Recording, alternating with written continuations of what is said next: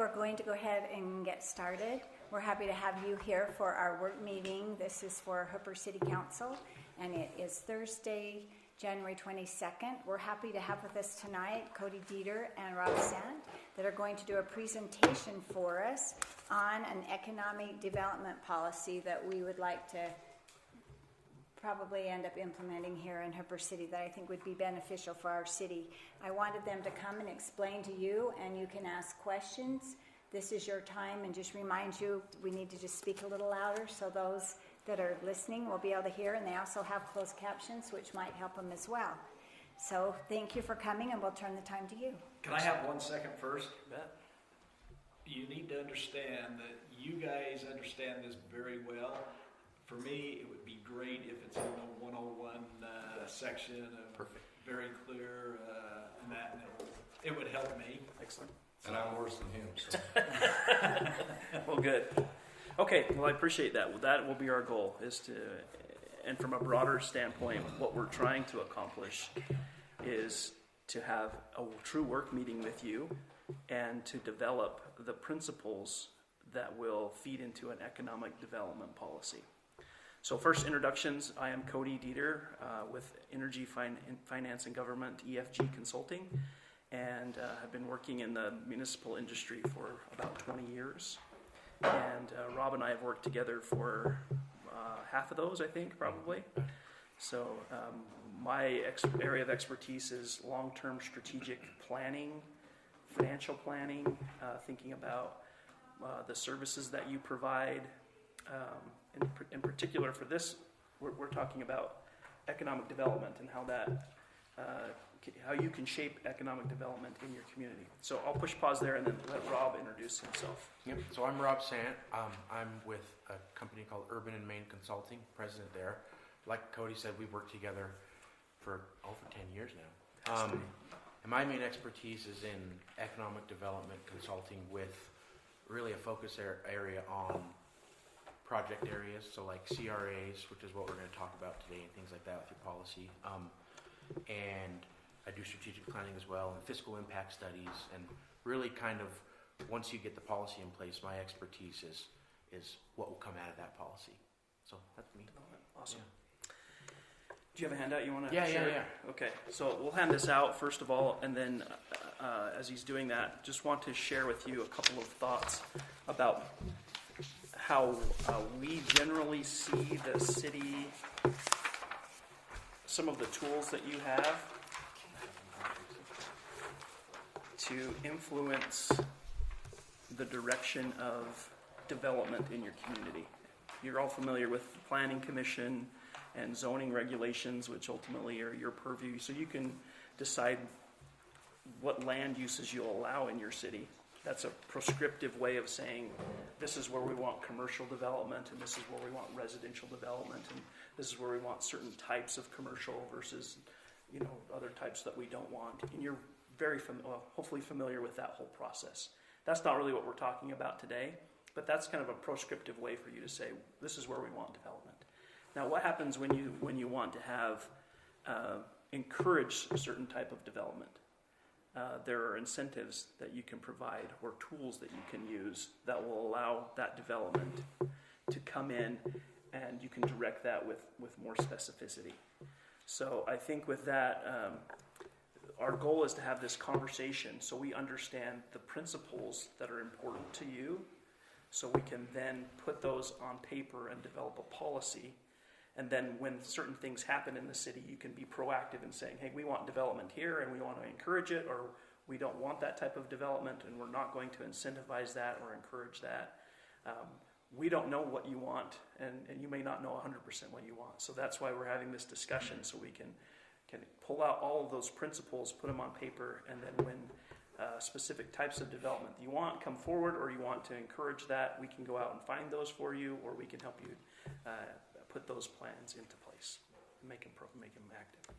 So I'm going to turn to you, Rob. You want to walk through this with them? Yeah, for sure. So a little, I don't know if at first we'll get into some of the specific tools that are available, but what's important to know about these tools is cities and towns across Utah use these tools. It's not something that's new or innovative. I want to say with community reinvestment areas or community reinvestment agencies, there's over 85 of them in Utah, and it's all the way from St. George up to Garden City. So it's definitely something that it's normal and expected for a lot of cities to use these economic development tools, but a lot of times it's overwhelming because they're new, there are a lot of details in them, and it's hard to wrap your head around them. So that's what's good about being proactive and having a policy in place, is when someone does come to your door and they're like, hey, we would love to come with this development, but we have some of these expenses or some of these issues, then you guys have a policy in place to say, hey, this is our policy, so this will help guide it. So really, let's just kind of talk about maybe a couple of the tools, and then we'll get into some of the key policy topics that we want to discuss. So the first one's called the Community Reinvestment Area, or a CRA. That's kind of been your normal tool that's been used since the 70s in Utah. They've had different names, but they all use what's called tax increment financing. And tax increment financing is usually through property tax. And it's not a new tax increase. It's you look at what the existing tax is, and then you look at what the new tax would be after development comes in, and you get a portion of that new tax. For a period of time. For a period of time. Can we ask you a question? Of course, yeah. Cut in whenever. So in California, they used a program similar to CRAs, and I think around 2012 they ended up outlawing it and moved to a different program, more like the CRA we use today, because what they did is they had overexhausted their future earnings to such a point that when they needed to tap into those tax revenues, they didn't have them. Are there protections or utilization requirements for those to prevent that type of thing happening in Utah or to happen in Hooper, where we may already have limited resources and say some major infrastructure thing comes up and we would have wanted to tap into that resource, but now we've overexhausted it? Are there ways that we can utilize programs like this intelligently while looking at, we don't know what's going to happen in the next 30 years and we may have just exhausted that revenue stream? So I would say there's, with PIDs, the government has added some of those requirements, right? So like you have a cap on the amount of mill rates you could charge. With CRAs, there's not a specific law that's in place, so it would be something internally that maybe you would want to set up in your policy, where you look at, hey, we're going to cap it at a certain amount of assessed value that we want to include in our CRAs. So it would be something that you would do as a city council or as an RDA board. Or maybe it's like geographic. You may say we're certain gonna do it. commercial zones we're going to allow CRAs. You may say to yourself, we are never going to incentivize housing because we don't think it's the right thing to do, or we're only going to incentivize, certain types of apartments or low-income housing. So there are ways you can just put guardrails on those things. Or another one that we've added in here too that you could do is require a private investment ratio. So hey, for every dollar of public benefit you get, we're going to require $10 of private investment or $10 of. So then you can kind of say, hey, we're giving a lot, but we're going to get this return, which would guarantee that we have funds going forward. I don't know if this is a typo, but on your second sentence under CRA it says should be used only with strong but for. Just I don't know what that means. Yeah, so it's called a but-for argument is what's used in these. So whenever you create a CRA, that's a requirement in the law, and really it's but for the use of public dollars, this development wouldn't happen. Understood. And so it's a way to safeguard you from just a developer or a business owner coming in and saying, hey, we want $5 million. Like it's doing an analysis to show that there's a need for that $5 million, and but for creating a project area, this development wouldn't happen. And that but for could be it's not a specific thing, so it could be the timing of the development. So maybe it's like, hey, we could come here, but it's not going to be for 7 years. That could be a good but for reason. There could be some extraordinary costs. So a good example of that is in Salt Lake, out by the inland port, they have bird migration, which is a really important thing for a lot of people. And so any industrial building that goes there, they have to build a specific type of window, which is very expensive, and they wouldn't have to do that outside of it. So that could be a reason. And say, we have these rules or these things that you have to do that's not typical of a development. So that could be a reason for it. It could be the density, or it could be the type, right? So, and let's talk about with a grocer or something like that, it's really hard to get your first grocer or your first type of retail business into a city because it's a lot of risk. And so Eagle Mountain, for example, that's a project Cody and I worked on 15 years ago about. They incentivized their first grocer as a way to get them into the door. And then after that, they said, okay, we're not incentivizing any more type of that. So So it was like an anchor tenant Yeah. idea. I see. Yep. And So, yeah. South Jordan did something similar, but they chose to have their city hall be like the middle of the anchor, which was kind of a different way of doing it. And then everything kind of developed around it, and they gave some incentive for that, but then it diminished over time. Did it work? Yeah, it did work. Have you had an opportunity to look at any of the unique scenarios for Hooper, any of the most recent things that have come up, or like maybe the Terra Strata project or anything like that, or any type of things that might allow a tailored kind of recommendation to us based on your history and examples? We did meet with Malcolm and the mayor and Jared, November or October, something like that, and talked about some of those, that like a housing development, and then bringing in, was it Smith's or Potentially, or some type of a grocer. Yeah, So yes, yeah. We Or do even have just some our ideas. general plan and what we've kind of said we want to do with like a Main Street or any of that stuff. Have you had a chance to look at? I haven't looked at the Main Street one. No, we Okay. just talked about those two Okay. specific projects. Yeah. But that's something that as we craft your policy outside of getting input, we definitely will look at those existing plans Yeah. and things like that to also craft the policies. Because they all need to sync together for sure. Yeah. So let's kind of go over these three important questions under the key policy topics for discussion that can help guide this. So the first one is, what types of development should we, and maybe we don't have to focus on discourage, but encourage. What do you think as a city council?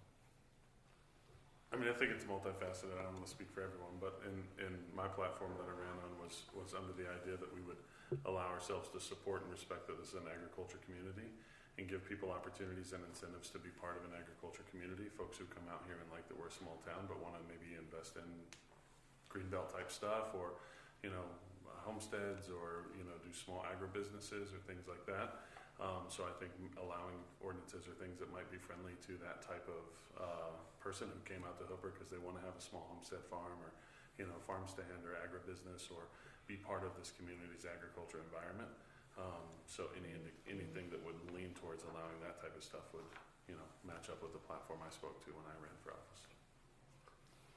We need to have a higher commercial tax base because we do not have the revenue that we need for our city, and we are not wanting to raise property tax, even though that may be something that we will end up having to look at. So we do need to look at something, and I know when you mentioned an anchor, normally businesses do not survive very well if there is not some kind of an anchor that is bringing people there. That is one thing that I would say we need to encourage. We have SR 177 that's coming through. So we know there's going to be an exit on 5500. When they last did the general plan, they had future land use, and they put commercial on both sides of 5500 south, going clear from about 5500 west to the city border, which is 4300 west, on both sides of 5500 south, with SR 177, also going along 5100. So I think in order for our town to prosper, we have got to have some kind of commercial. A discouragement. We are not, I'll speak for myself and from residents I've talked to, not in favor of apartments. That doesn't really fit in with our rural way.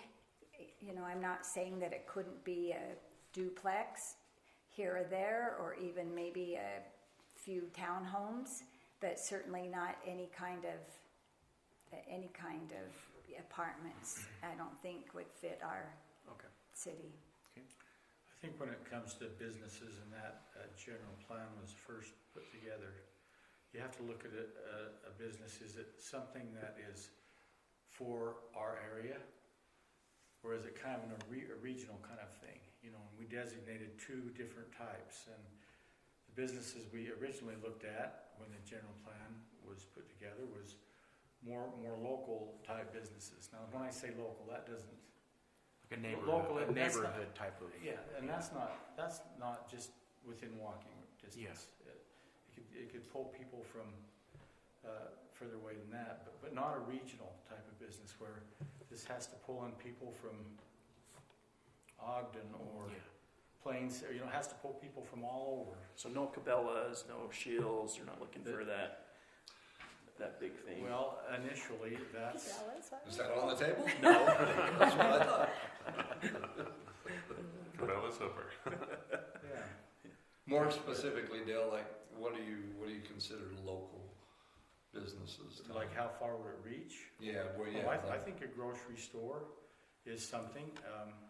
When you talk about anchors, I think a grocery store that would have anchor type businesses, like maybe a fast food kind of place, and there's all kinds of those. But in a way, where we are, people's not going to drive through Hooper on their way somewhere else to stop by and get that. We're going to have something that would bring people here for whatever attracts them, whatever that type of business is, because then they're going to have to turn around and go home, go back home. Yeah. Unless the only offset to that is that we just have so many people that live in Hooper and one way out that we can support that type of business. But because of our location, I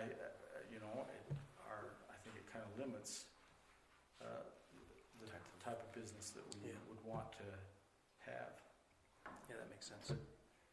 Yeah, just setting up a policy, for example, doesn't mean like all of a sudden you're going to get everything you want, right? You might say, "Oh, we want to have the next lagoon in our city," and it's like, well, that's never going to happen, right? So it doesn't matter what you say. So that's really thoughtful. I did hear recently over in Syracuse, and they were doing some development down towards Antelope Island, down towards the causeway.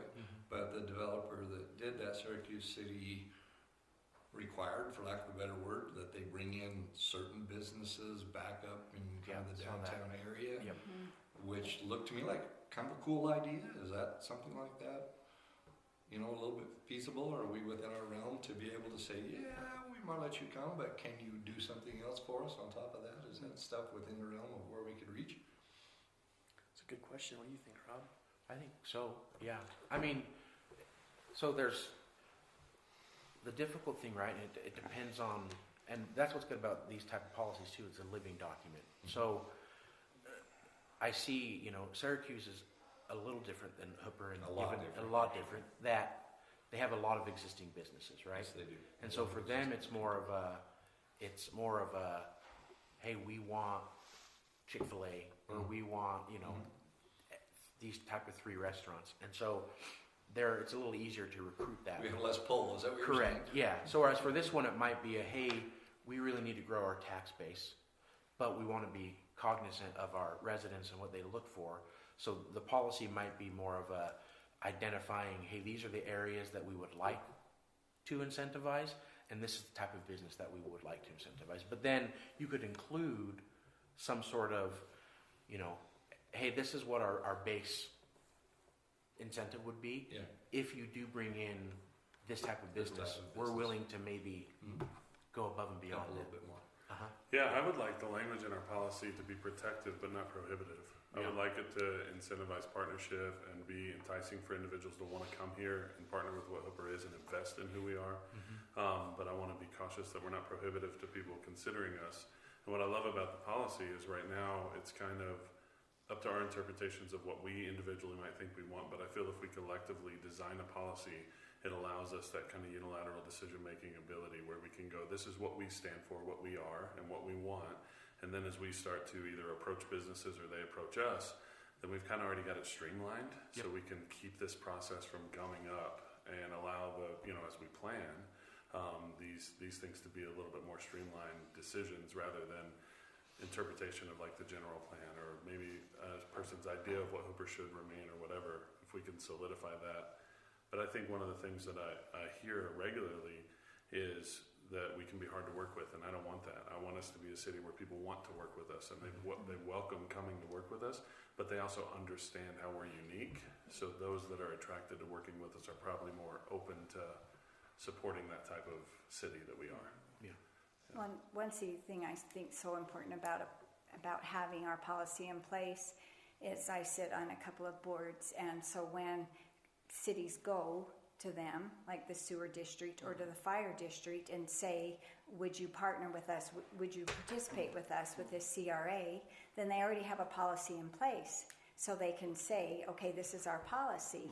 Yes, we will, but these are our terms. Currently, we have no terms.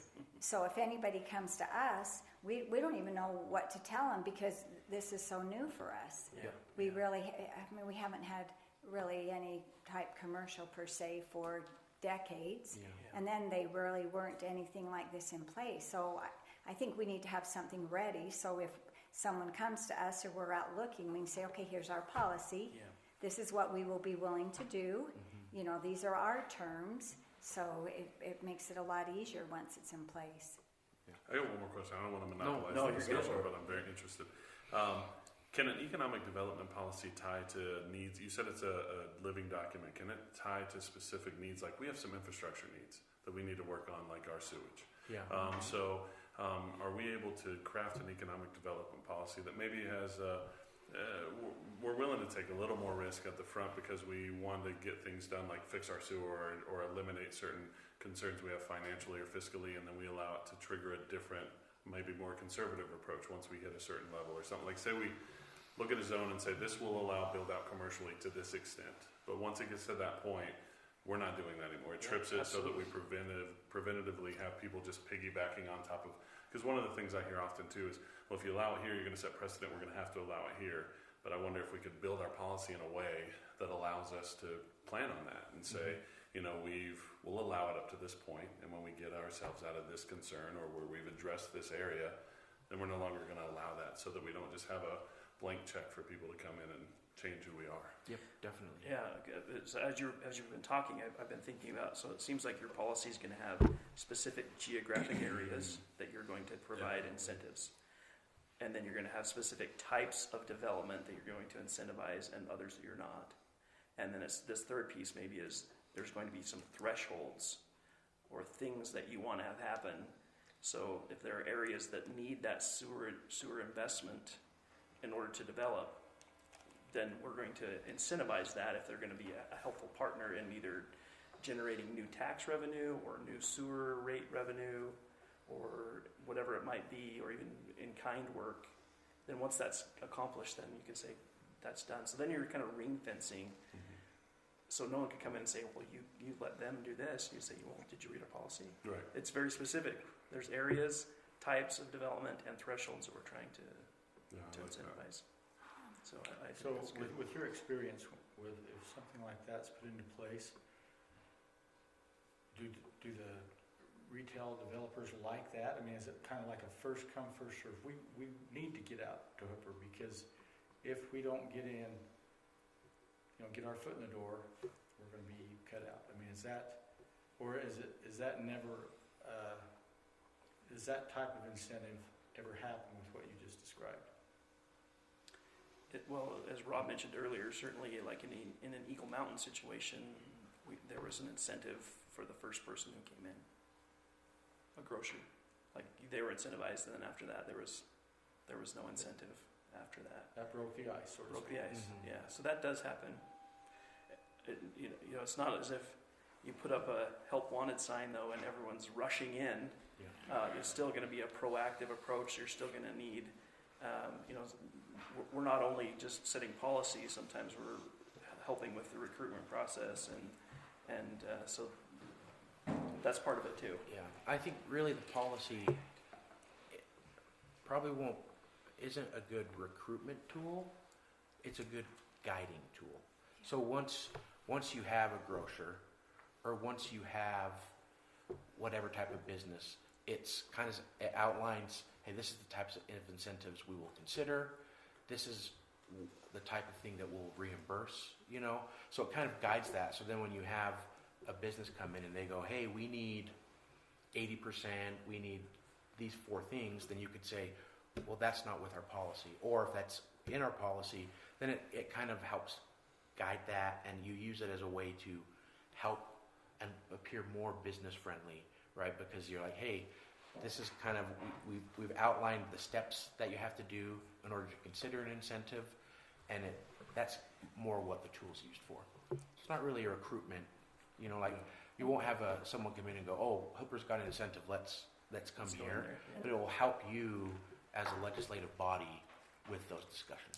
And even if we have a policy, that doesn't obligate us to ever have to accept anyone's offer. This is just our policy. That's So if someone comes and it's something we don't particularly want in our city, that still is up to us to be able to say, that's really not something that we would fit with Hooper, but if it is somebody, it would give us the outline. That's right. Yep. So there's Okay. a great sentence that we throw in all of these that says, ultimately, the decision to incentivize or to create a CRA or whatever it is up to the city council or the RDA board.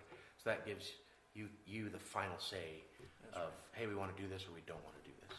Yeah, because it goes back to that opening discussion about zoning. You can't stop someone if you have a zone that says they can come in, but that doesn't mean you have to incentivize them. Like, if you want to come in, you're welcome to. But if you're in this specific area, or you're providing this type of development, or you're going to help us with the sewer, here are the tools we're going to deploy to help you. We want you to come in. Whereas if it's something you don't want, you can say, our policy doesn't encourage that, and so tell us why we want Could to. you get more specific, just with an example on the way that you can differentiate with the types of businesses, for instance, without it being, not allowed, right? So like they talk a lot about in their general plan about having smaller businesses. Could you specifically incentivize smaller businesses, and through what means could you identify, well, this would be a smaller business based off X, Y, or Z, and then so we would provide these types of incentives versus that's an international brand, we feel like. And then twofold to that question, can you kind of help us identify, like with this what for, it doesn't come but for this? I feel like sometimes when we have them come, it's hard to identify if they truly need an incentive or if we need to provide an incentive to be competitive. I think that's where we lack expertise is, are we completely uncompetitive without incentives like this, or are some of these just, we'll ask for it, of course. How do we differentiate? yeah. So kind of both of those. Those are great questions. I'm going to start with the second one first. So Rob and I have been doing this for a long time, and so we've done a lot of that analysis historically, the but-for test. And so when people present that, sometimes it's a little, we can look at it and say that's laughable. Mm-hmm. Like there's no way that you're in business, like that like you need a $50 million incentive. Like that's silly. Like so, we want to be a partner with you. We don't want to just develop this incentive and or this policy and send you an invoice and then say good luck. Like we want to be a partner with you in the long term. And when other developers know that we're involved, then it's like all of a sudden the cops on duty, right? They're like, okay, we have to play the game. Be realistic. Yeah, they have to be realistic. So something that a couple of cities have done, Sandy does it, Clearfield has done it, I don't know if they still do it, but they just say, hey, in order to get an incentive or to be considered, a fiscal impact study or a cost benefit study has to be done. And this is our list or our financial advisor or someone that we use, and then the developer pays for it, but it's numbers and it's something that you as a council and a city trusts. So it's not just them paying their whatever to come and do it. It's, someone that you vetted, that you know that they're in it to be your fiduciary, then they could do it. And so that's another thing that some cities do. So they say, hey, before we do anything, you're going to have to do some sort of cost-benefit analysis, justification analysis in order to get it. Because some developers, they try to be slick and tell you things, but like, oh, we'll bring in all this sales tax. It's 1%, and they say 1% times our sales, and we say that's not how sales tax works in the state of Utah. It is 1% for the local option, but half of it goes to the population, and half of it is point of sale. So they either don't know that, or they think that you may not know that. But Rob and I know that. So when they present us numbers, we can say, hey, let's not play that game. Let's be straightforward and make sure that it's all clear on what's really happening. So, And then can you just elaborate a little on how can we differentiate between different types of businesses that we're willing Sure. to endorse? What are some methods of doing that that aren't, you know? yeah. I mean, that's a Pandora's box in some way. If you're very specific, like if you really want to incentivize ag businesses, you can certainly do that. You can say if it's an ag business and you can show us that it's under a certain number of employees, we're going to, and you're generating, some type of agricultural product, then we're going to provide a certain type of incentive. There's no reason that you can't say that. Same with, if it's some big box and you don't want to incentivize big box, you can say if it's bigger than a certain square footage, or if it's below a certain square footage, we're not going to incentivize, or we are going to incentivize. So we have that type You of have- autonomy. yes. So all the that. state's a great example. So in order to get their EdTIF, which is Economic Development Tax Increment Financing, it's an income tax rebate. They now have a policy where it has to be one of their 5 identified sectors, and the jobs have to be a certain percentage of the county median income. And so they have that set in place. So you could get as specific as you want.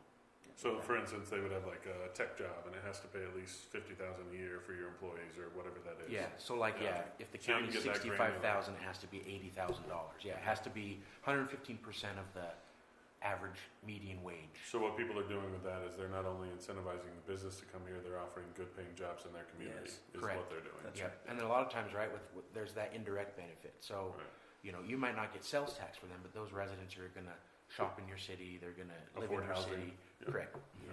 Yep. And then they have to provide a report every year.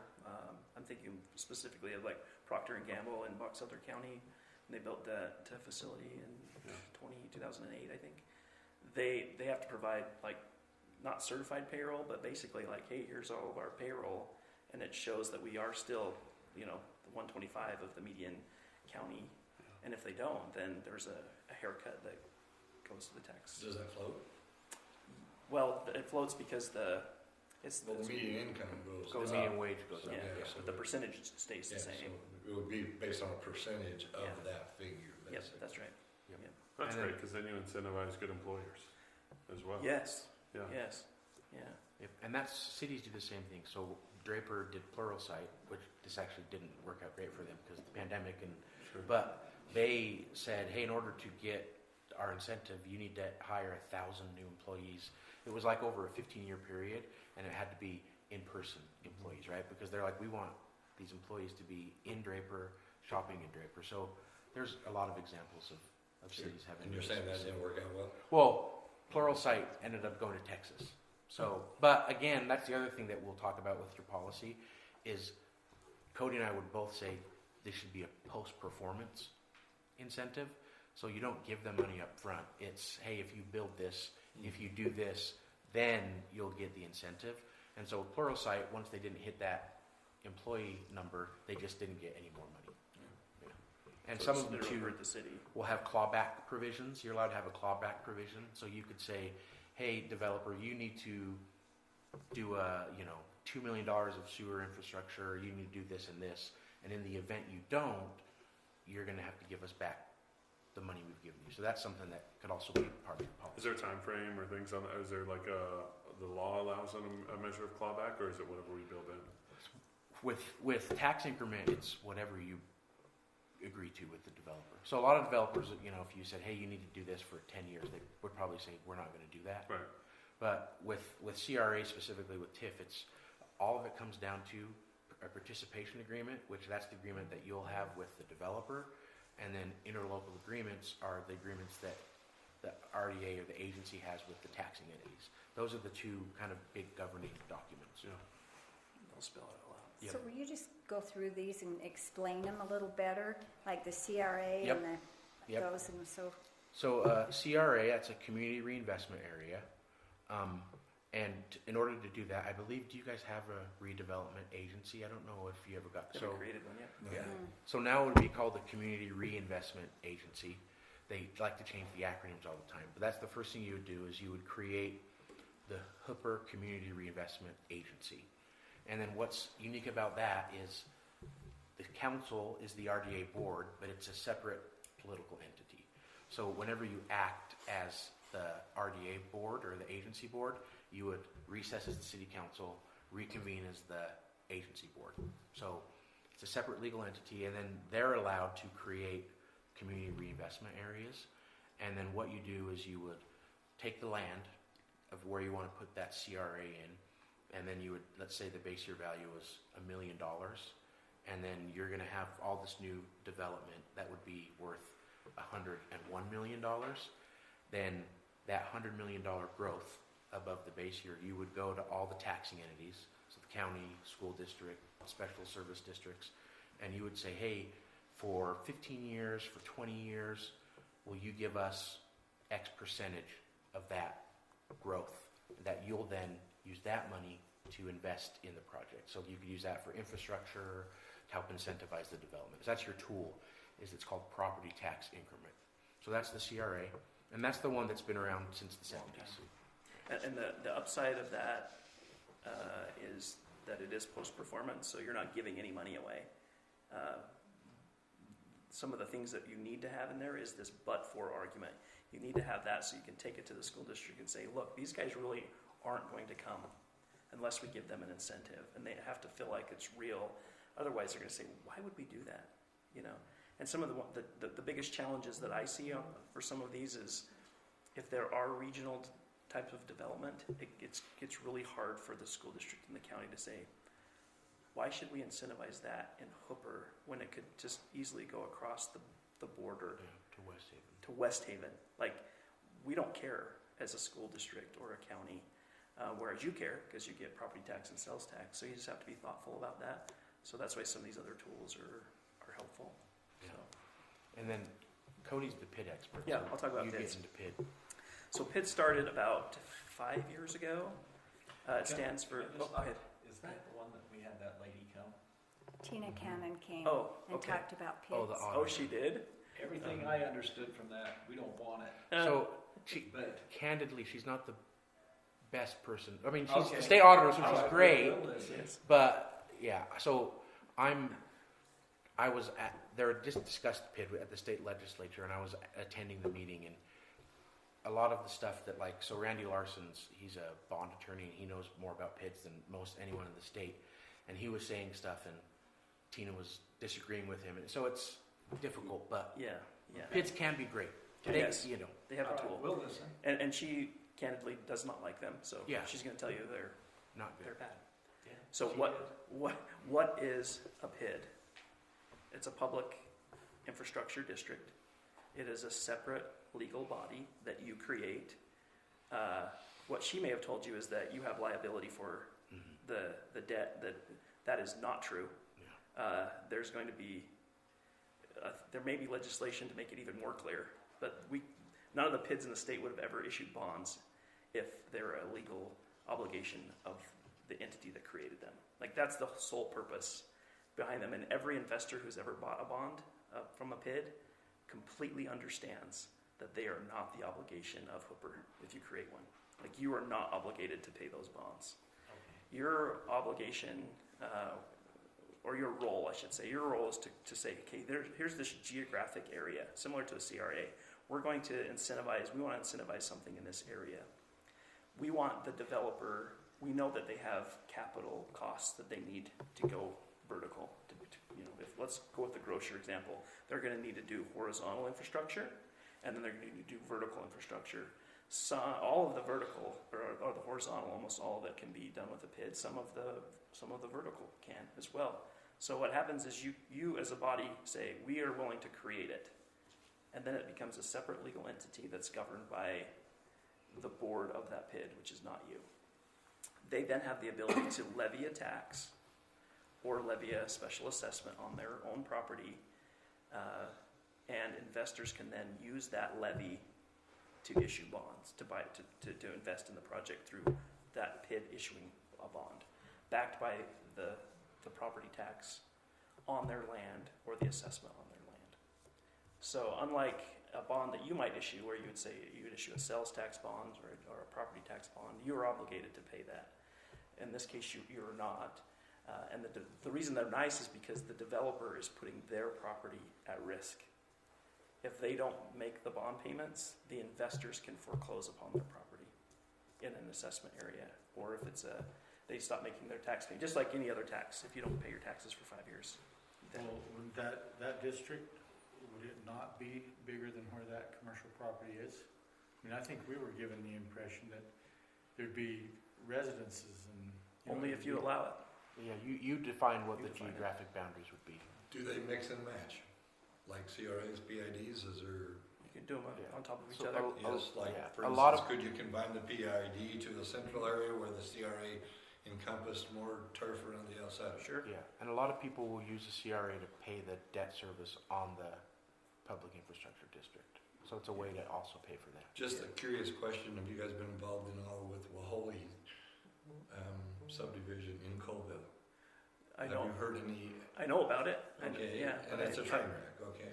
Yes. So and I'll say this about that project: the developer has declared bankruptcy. Yes. There's no question about that.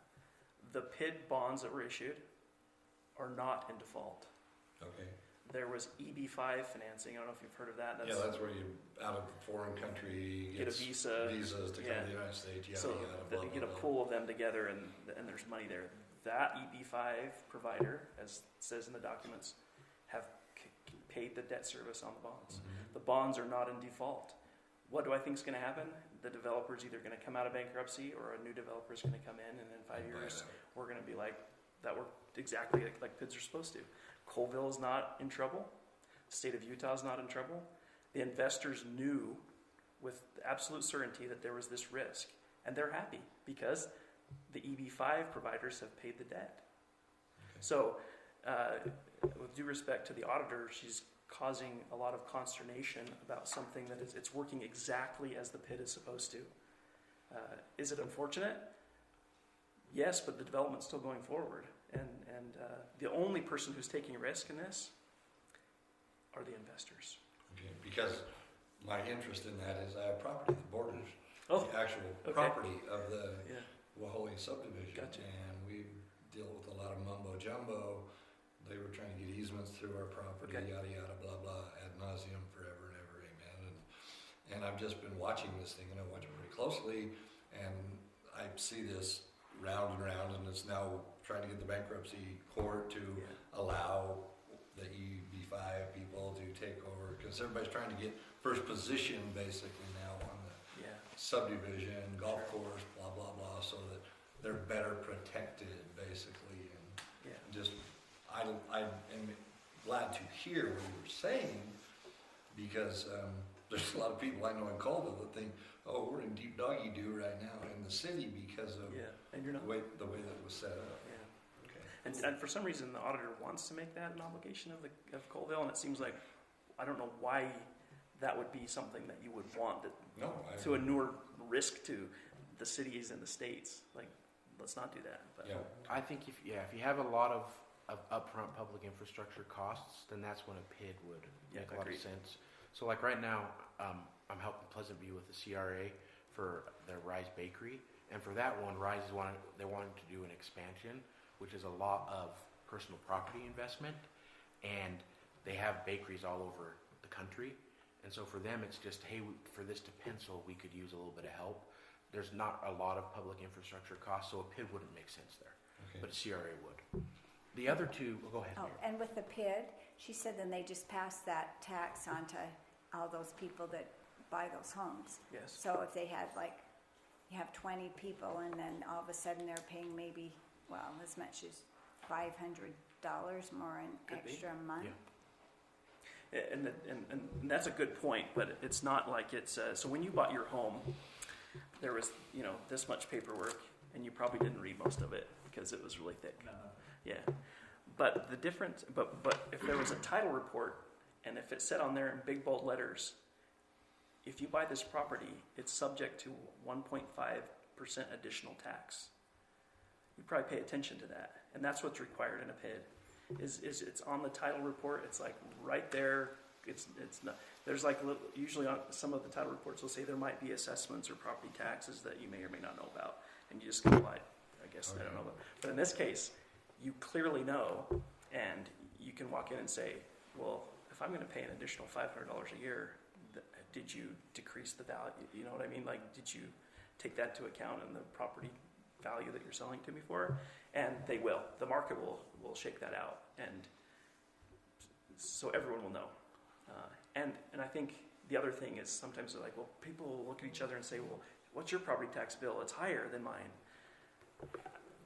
That just isn't very practical. I don't know that.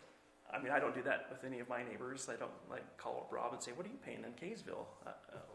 What am I paying in Tooele County? It's just one of those kind of scary It's kind of things.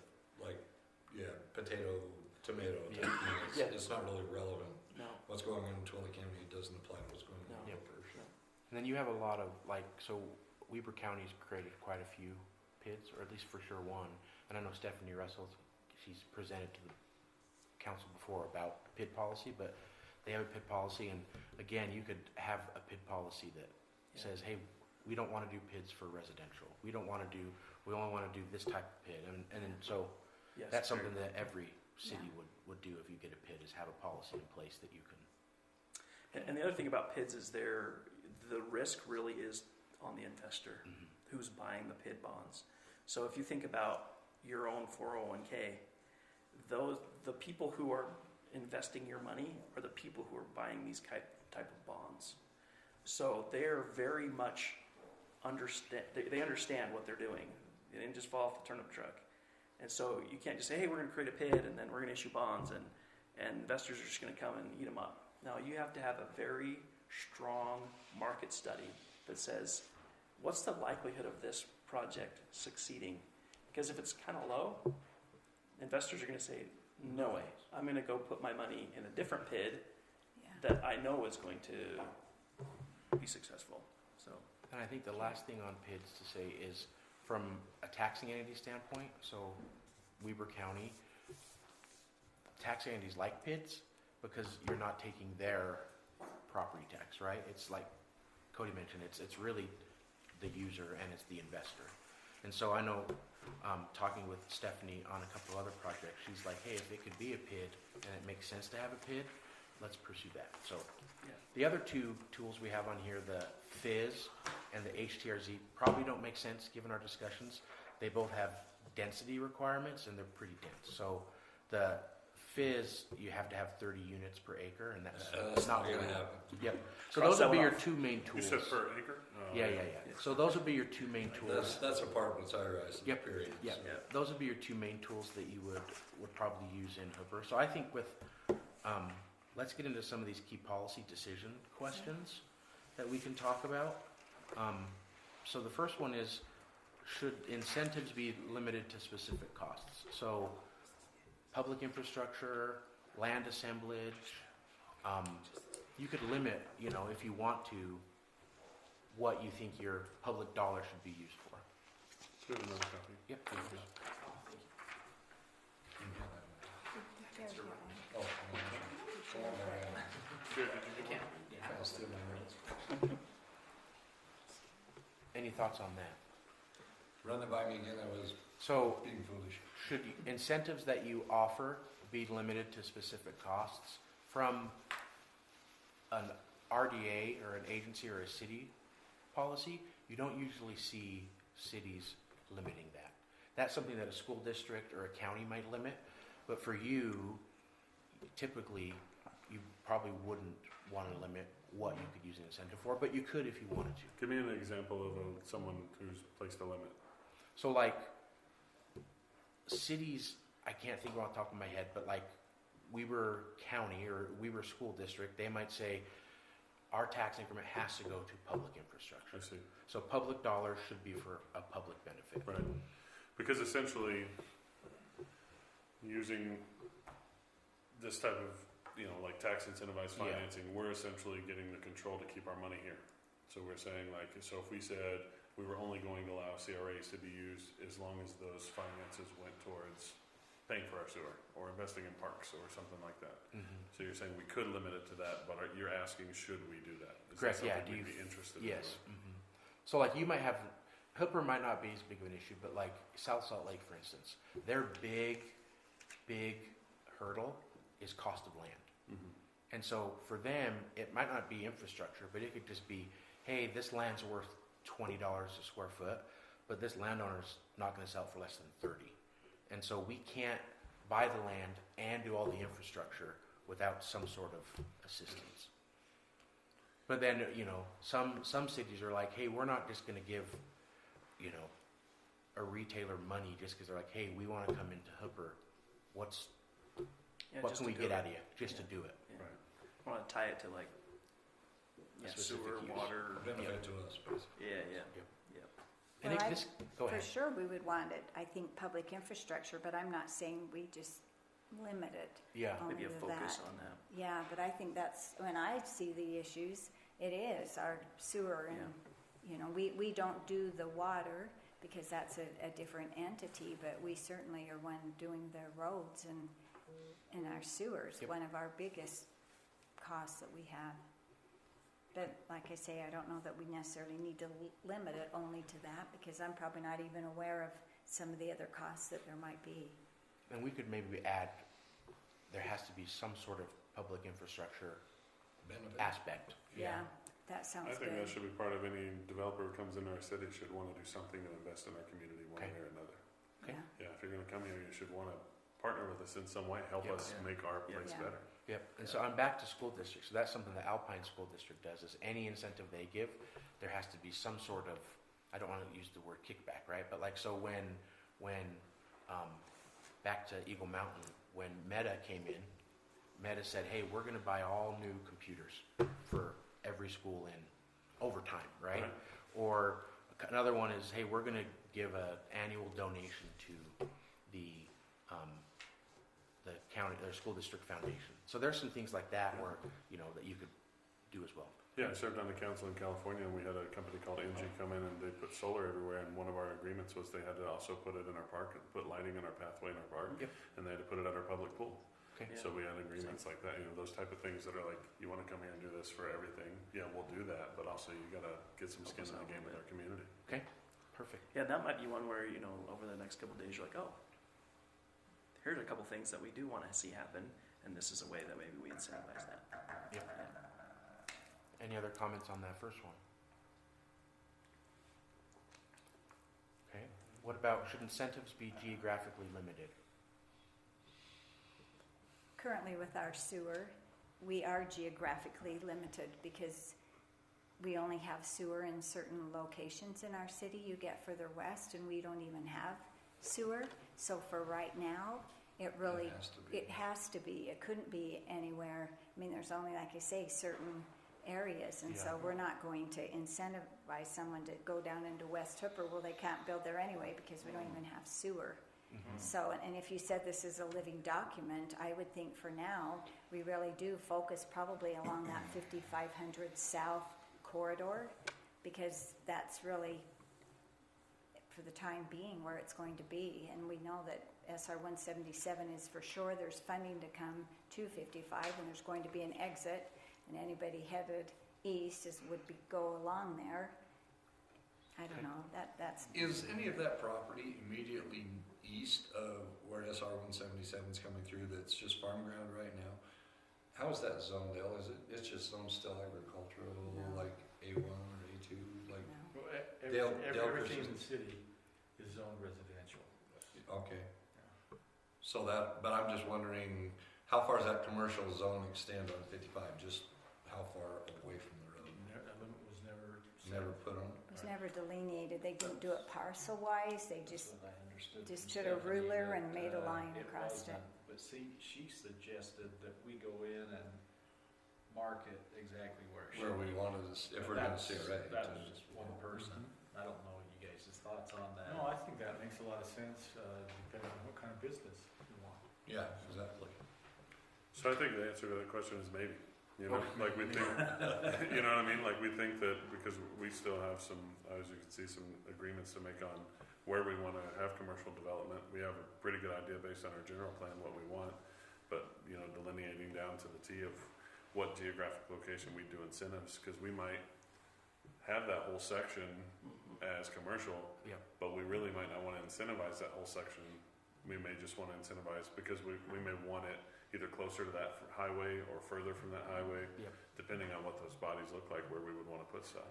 Okay. And that is the nice thing about the policy is it can just be generally, like you can say, we want to incentivize commercial development along 5500 South. Yeah. It can just be that general. Yeah. It doesn't have to say 1,000 feet or Yeah. a mile. It can just say that's our general focus, and then someone would say, oh, okay, I'm not even close to that. So Yeah.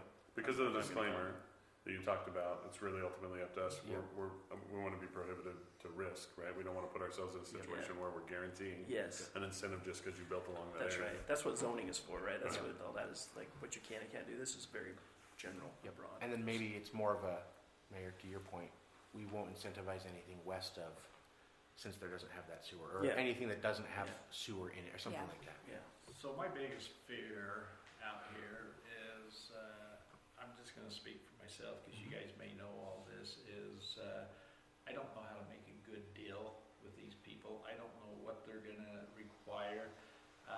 One bad mistake can cost us millions and millions of dollars. So if I understand this right, when you guys come up with this, and I'm just gonna use Terra Strata, I know there's a lot of controversy over it, but I just wanna use it because we're all familiar with it. They come in and they start telling us they want this, this, and this, and, I don't know exactly, how to answer those questions. Do you guys come in and help us? Is that what We would we're love to do paying that, you yeah. to do? Yeah, we would be happy to do that. Like so we're helping you to develop this policy. I think that scope is on, you have it, that'll be this part, but then let's say you come in and say, hey, these guys want us to do something. Then, like Rob said, some of those they can pay you to pay us. Okay. Or you can, if there's other general things that no one's gonna pay for, we can sit and you can pay us hourly or whatever. My whole thing is, I don't know any of the legal laws and that. We got an attorney for this, and Yeah. I just listen to him. Whatever he tells me that this city should be doing, I'm gonna listen to him.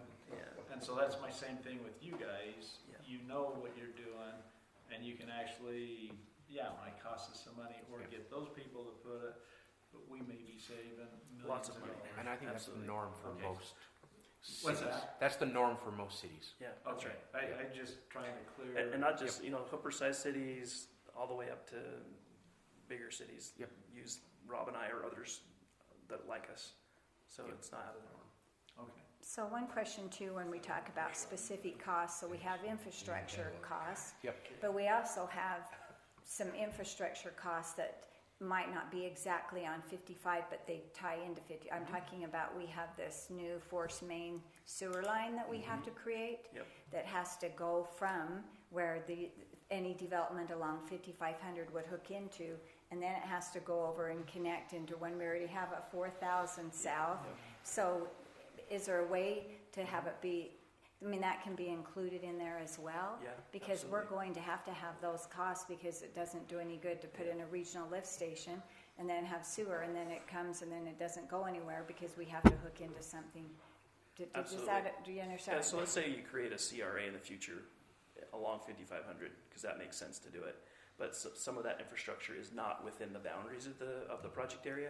That isn't a problem, as long as it Okay. adds value. It creates a benefit within the. Yeah, Okay. it can be offsite. Yeah, because we would have to have that. Yeah, that's a great example. Just Yeah, think that that that particular project's actually more than, it's needed. There's Yeah. no sewer available if we don't build it. Yeah. Yep. Yeah. Yeah. That is our but for. Yeah. Yes. It's a regional lift station that we can't do it without. Yep. So help me understand this a little bit better also. Stephanie, when we went and talked to her, she says that we ought to have an urgency to go out and draw this out exactly where we want commercial to get a lower tax base, because every year it goes up. Does that make sense? Or? So what she's referring to is, so in my example earlier, you have what's called the base year value. So that would be how I said the $1 million. Yeah. So property every year goes up, right? Now, not trying to. This is Stephanie from Weber County. Yes. So not trying to argue against what she told you, but Weber County has a policy in place that once you create an area, you have to trigger it is the word, but that means like start the clock on the money you're getting within a 2 or 3 year period. So you wouldn't want to create it Unless and we're then, ready. unless you had something on the And horizon. I'm not trying to get Yeah. her. Oh, into no, trouble Stephanie's or great. anything Yeah. because It's probably me that doesn't Yeah. understand exactly. But that what would be she's the saying, but benefit. I'm trying to. That would be the benefit of creating it. Okay. Now is the base year value would be lower, so then you would have more money to use within the project area. But I would suggest that you wait until there's some sort of Something We'll that listen you, to you. something on the horizon. Okay. Yeah. because what you don't want to do is create this big area, and then two things are troublesome with that. The land assemblage might not be like that at the end of the day, and you have to expand it. Okay. Or you go to the taxing entities and you say, hey, we want to create this CRA right now, and they're like, what are you going to do in there? Yeah. We don't know, but it's going to be great, and they're going to say, why don't you come back? Yeah, it'd be hard to Okay. do that. That's Yep. what comes But out. that would be the benefit of But doing thank it you. earlier. Yeah. Thank you. Well, we already know that the school district is not really fond of residential inside of a CRA, basically. Yep. Yep. Just, Or retail. Yeah, or Yeah. retail. Yeah. But they can't, again, they look at it on a case-by-case basis. So the fact that there isn't something in Hooper, right, and this would be your first one, that might be for them beneficial. Incentive. Or looking at, right, my guess is a lot of your vacant property is probably Greenbelt, right? So It is. it doesn't Oh. generate, they might be getting $1.50 on it, right? And then you're saying, hey, we do need this money to come here, but your benefit, even if you're only gonna get 30% of the taxes, is way more than astronomical. Greenbelt's gonna be. Correct. Yeah. Yeah. Mhm. Or Yeah. sometimes we've, in those situations, said, we won't set the base year value at Greenbelt. Yeah. We'll set it at the actual market value so that you get an initial jump right up front. So your Yeah. 30% that you get is off of, instead of the $1 million, maybe it's off of 5 million. Yeah. So they get more. And that could be upfront. beneficial for you as a city Yeah. too, trying to, Get your money too. yeah, get your tax base Yeah. firm as well. So I used to get in trouble in school for reading ahead. And No, good ahead, But yes. I'm just curious. This thing that says like, should it be required to have private investment ratios? Is it possible to word that as could it be prioritized? Like I don't know if I we like want that. to require it, but could Yeah. it be prioritized? Yeah. I like that word. Where if there are people who say we're willing to invest alongside you, Yep, then we're willing to do one of these programs. Like we would prioritize anybody Yeah. who's willing to put their own money in it. Definitely. As well. I think that's a great way of Yep. saying it, because you can put that in your policy that we will prioritize, Yeah. and then it's like, they can read that and be like, oh, okay. Will you help us with that modification to make our bill less because we just gave you the hints? Yes. and then the Yes. other thing too with that ratio that is like, so Salt Lake County, one of their policies, they say for us to consider incentivizing it, for every dollar of public investment, you have to bring in $6 of private investment, right? So it could be like, hey, the TIF is $5 million, but they're investing, I gotta do fast math here, $30 million, Sure, yeah. right? So it could be something like that too. But I like the prioritize I word, do because too. then it doesn't Yep. handcuff you That's not required. both directions, like, oh, we can't give you an incentive now, or we're not gonna give you one because you're bringing in something that we just, Sure. we don't like, it's, Yep. we're not gonna do it. It just makes sense that we would prioritize somebody who wants Yeah. to bring money into the game Yep. rather than Absolutely. just Yep. leaning on us. I have one question. Oh, You kind of please. addressed retail sales all the time. Have you ever addressed like manufacturing type companies that might want to come into a city? Yeah, that happens Definitely. often. Yep. And it depends if what your desires are, but usually most counties love manufacturing jobs. Yes, and school districts. Love them. They're not as good for the city in terms of direct sales. I mean, if you had the same square footage of a Walmart versus a manufacturing, you're going to get more from the Walmart. But it's really good for long-term economic development. Yeah. So those are often counties and school districts say we want that. And from an expense standpoint, right, for city services, your industrial's Yeah. by far the least amount of Yeah. cost. Yeah.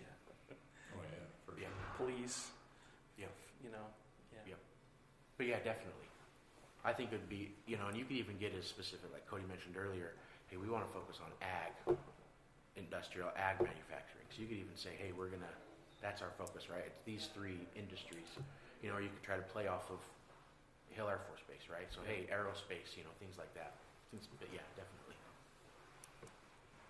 Okay, so the next one, should the Yep. city guarantee district or project debt?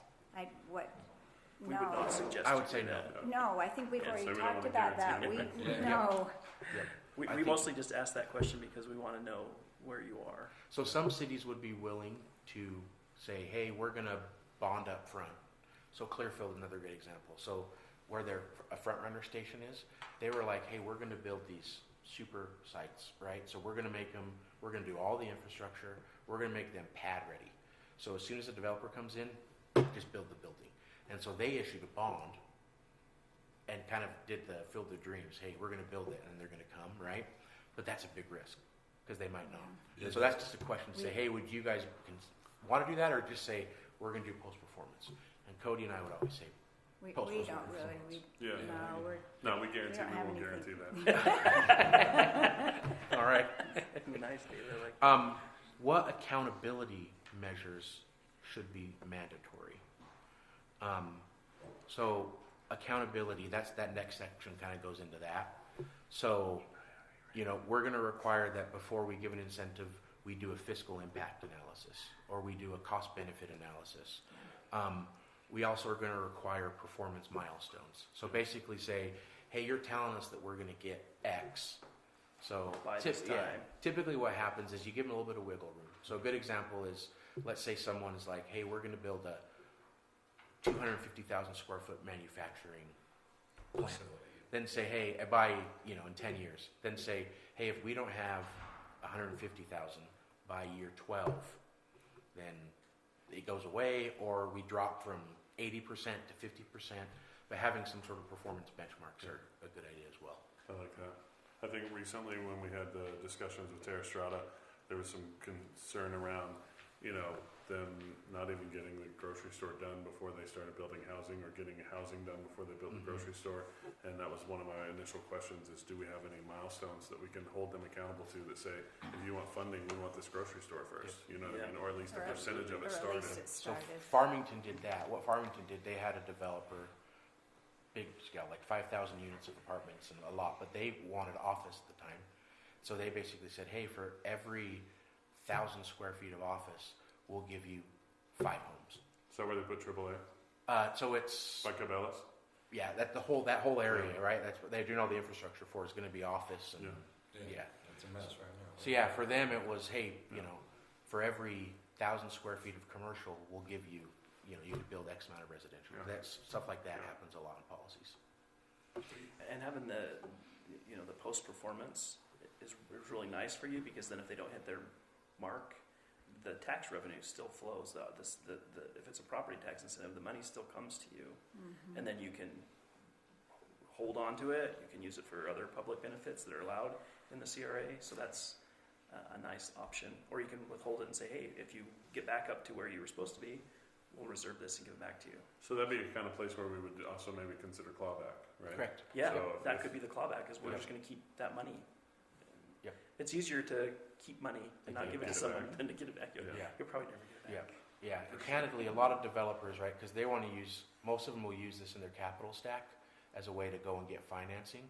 And most of your financial institutions, if there's a clawback provision, they'll have a hard time getting a loan.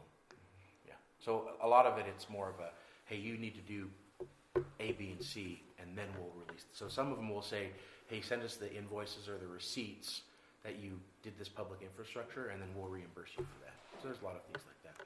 And then the last one is, I think it's always good to include some sort of annual reporting component. So, hey, you need to send us your property tax receipt, so we know that you're paying your property taxes to get TIF. Or if it's tied to jobs, a lot of sales tax driven ones. So if you had a grocer, you could say, hey, you've told us that you're going to do $100 million of gross taxable sales. In order to get this incentive, you need to do at least 75 million, and then they need to show you that they did that. Yep. So, what are we buying in a relationship with you, in a contract with you, essentially? Are we buying you write this policy? Are we buying an ongoing relationship where you're offering us some sort of, any indemnification against risk? Are you giving us an opportunity to, use you as a retainer? Like, what is that, this whole contract that you've put forward for us, is it build upon, pay as you grow? Like, what does that look like? Yeah, right now it's simply saying, we're going to put this policy together and then help you. We want to be your partner. we hope that what we've talked about today demonstrates that we have been around for a little while and we can add value to what you're trying to accomplish. And so, and we live in this state, so we have an incentive to see it be a positive place. Mhm. So we would love to be your long-term partner in any of these endeavors that happen. So If we were to do, like, say, a bigger project, and that 175 an hour is cost prohibitive, and we wanted to say, like, could we do like a retainer, or could we do Yeah. like a thing for this project? Do you have Yeah, those options as well? absolutely, yeah. Flat rate type. Yeah, so for example, if you were to come to us and say, look, we think Terra Strata is ready to go, and we want to start negotiating, and here's the kind of rough, what we're trying to accomplish, then Rob and I would just say, we think that the best way is, let's just give you a scope that says, here are all the things we're going to do for you. We think it's roughly going to cost this amount, and it can ultimately come from them, or it can come from tax increment, or from, or however you want to do that. Yeah, so for like a CRA or stuff like that, you'd probably do like a scope and a flat fee. Yeah.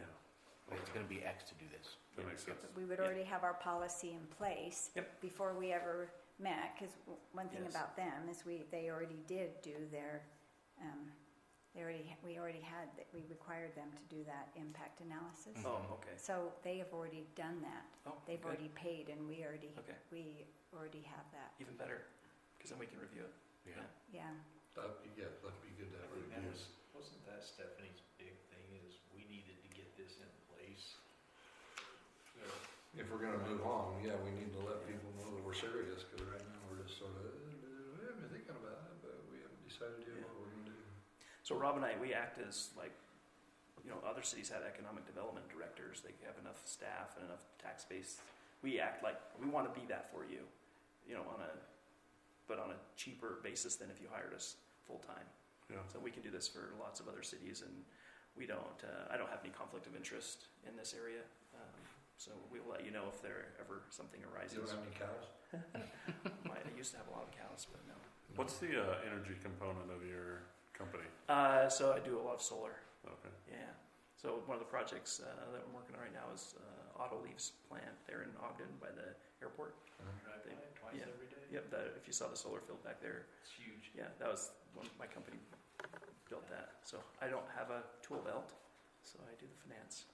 Make sure that comes together.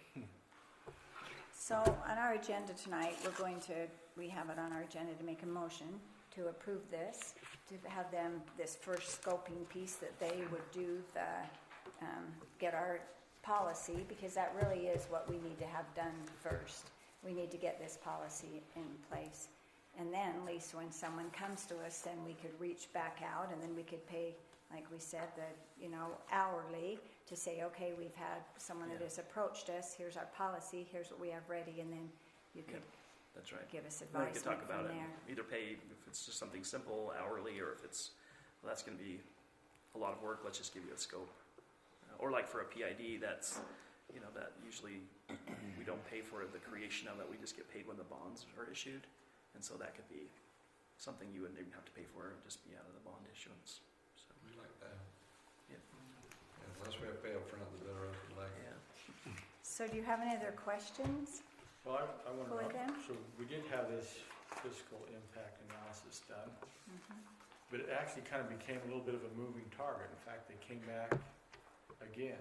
And is that something that you would review and see if, Yeah, I just because we haven't jumped in all the way, it would be helpful to understand what it is they're wanting to do and see their fiscal analysis, and just it is not uncommon for that measuring stick for them to be moving a little bit, changing what they're trying to do for many reasons. One is the market's always shifting; they're always trying to figure out, and financing's more expensive, less expensive.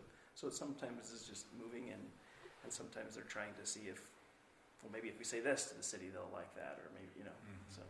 Well, and part of it appeared, I think, to some to be a moving target because they gave it to us and we probably didn't understand it. And so then we sat around a table like this and they explained it a little better, and people were questioning numbers, and they said, nope, this is the same document we gave to you right from day one. Okay. We just maybe didn't quite understand Okay, it got it. because we lacked the expertise too. Sure. But it would be good to give it to you to let you look at it, because it was always the same, Yeah. always the same document. Maybe Yep. just some better explanation for Understood. us.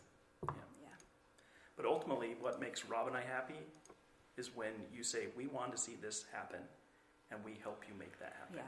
Yeah. That's what we were all about. Well, that you makes know? us happy too. Yeah. Getting like $175, like we're not going to charge you, that was an hour and 25 minutes, so let's try, like that's not going to get us excited to charge you, you know, $205.35.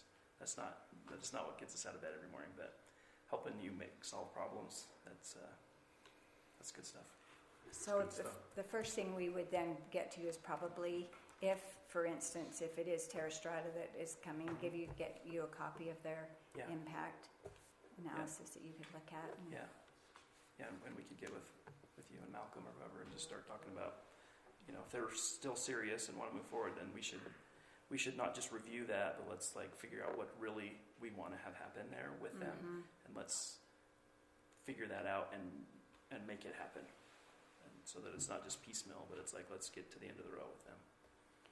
Well, one thing when we met before and we talked, I understand $2,500 is $2,500.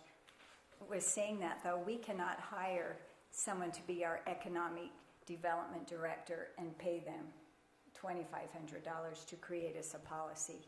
So this is why I feel like for a city like us, it's beneficial that we can contract with someone to come and provide a service for us without us having to actually hire as a full-time employee or even a part-time employee, because we can do that. And I feel like this is something that I think we're ready, that we should have an economic policy, because I think we will have those that will be coming here that will be learning, and we need it.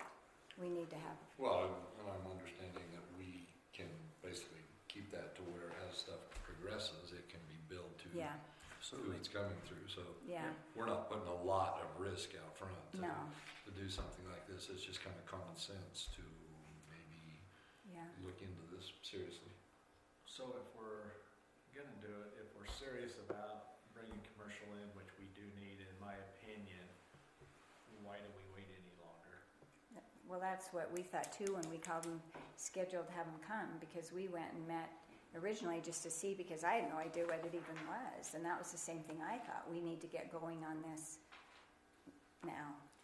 And I know this might get discussed more in the regular meeting, but or maybe it could be discussed here.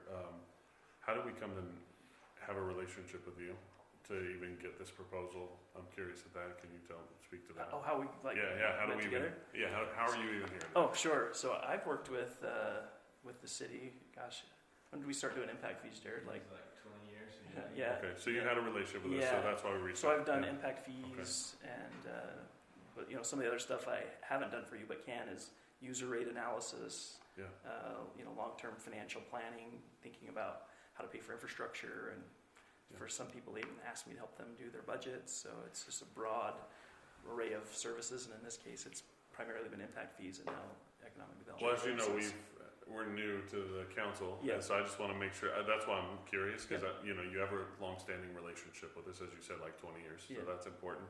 And then, is this budgeted? Is this something we have a budget for, and we could speak to spending this kind of money? Because that's the other piece. Are we asking taxpayers to pay for this? Yes, so I checked with Cami, and we do. We have a budget already for consulting in there. And one thing too, within our procurement policy, I really have the authority as the mayor to authorize anything under $5,000, but I didn't want to just say, yes, we're going to do this without bringing it to city council. So it is a small enough amount. Yeah, that's considerate, though. I appreciate that. Yes, and like I said, before we even scheduled this, I checked with our treasurer, and she said yes. I said, because where would we? And she said, well, you already do have the money in the budget for Very consulting. professionally considered. I think that's Jared, do you like great. this guy? Thank you.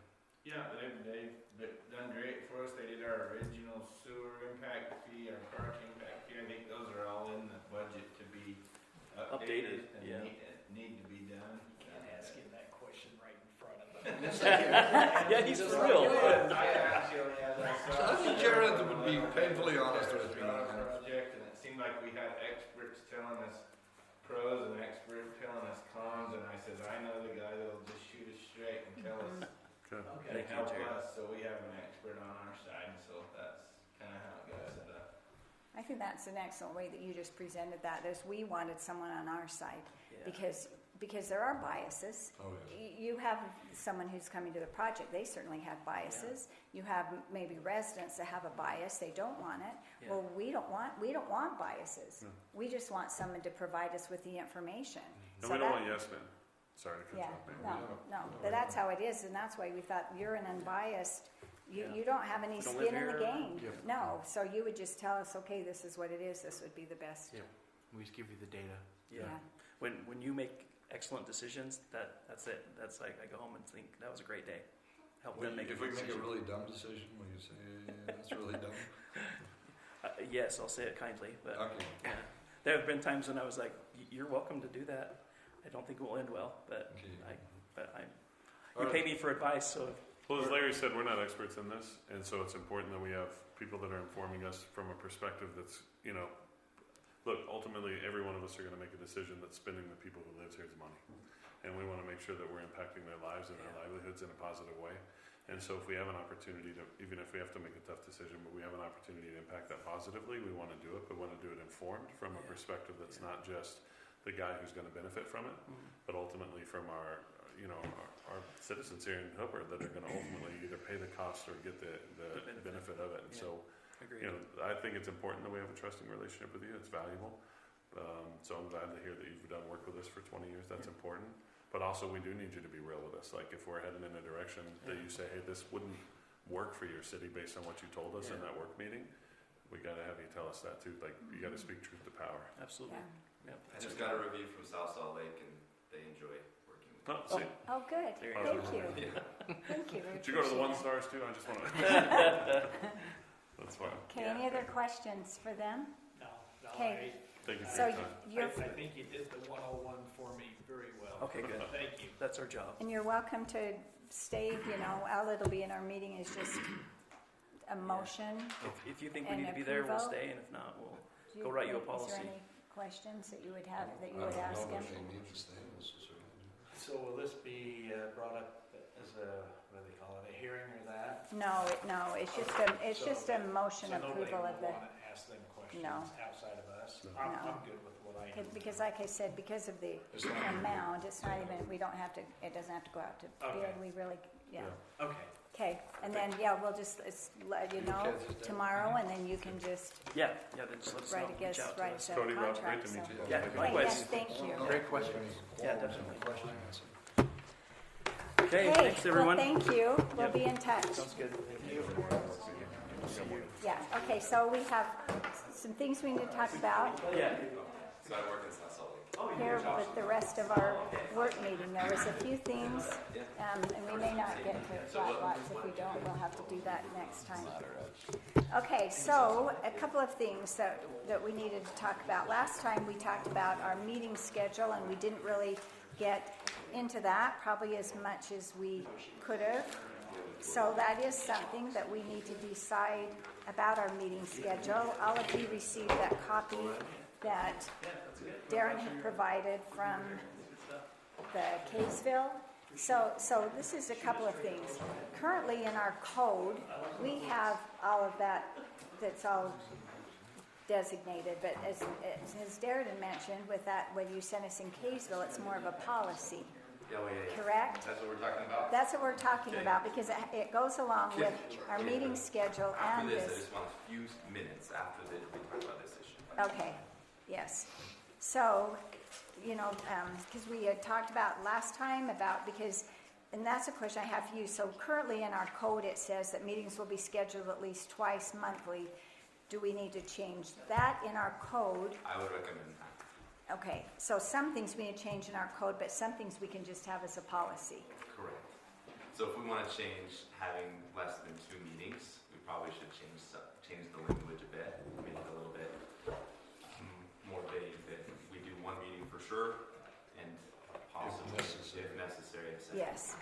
So those were some things. So I kind of went through this too, and then I made myself some notes. And anyway, but you all have the 1-1-4 was what we talked about before, and I think you probably also that was sent in your packet. So that was the, a time of a meeting, and we'd kind of talked a little bit about that, if we wanted to ever change and have it be 6:30 rather than 7.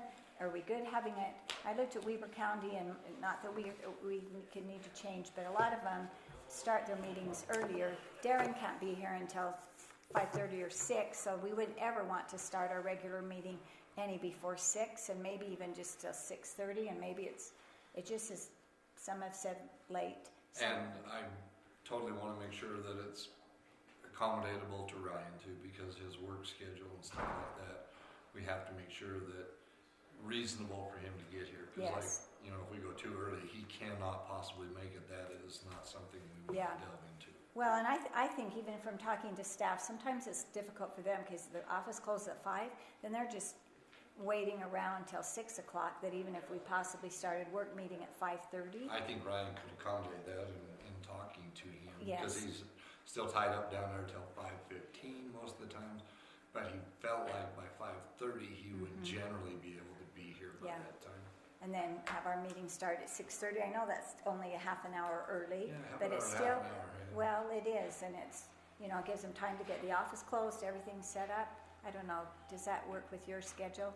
To get here at, sorry, did you say specific? So if we had 5:30 our work meeting, but then if you were here by 6, that if we just talked about things Right. that we didn't necessarily, and you were Get a here at legal 6, opinion and on we until could, you get here. Yeah. So 6 works best for me. I could probably get here at early as 5:30. But so We can probably accommodate that, can we?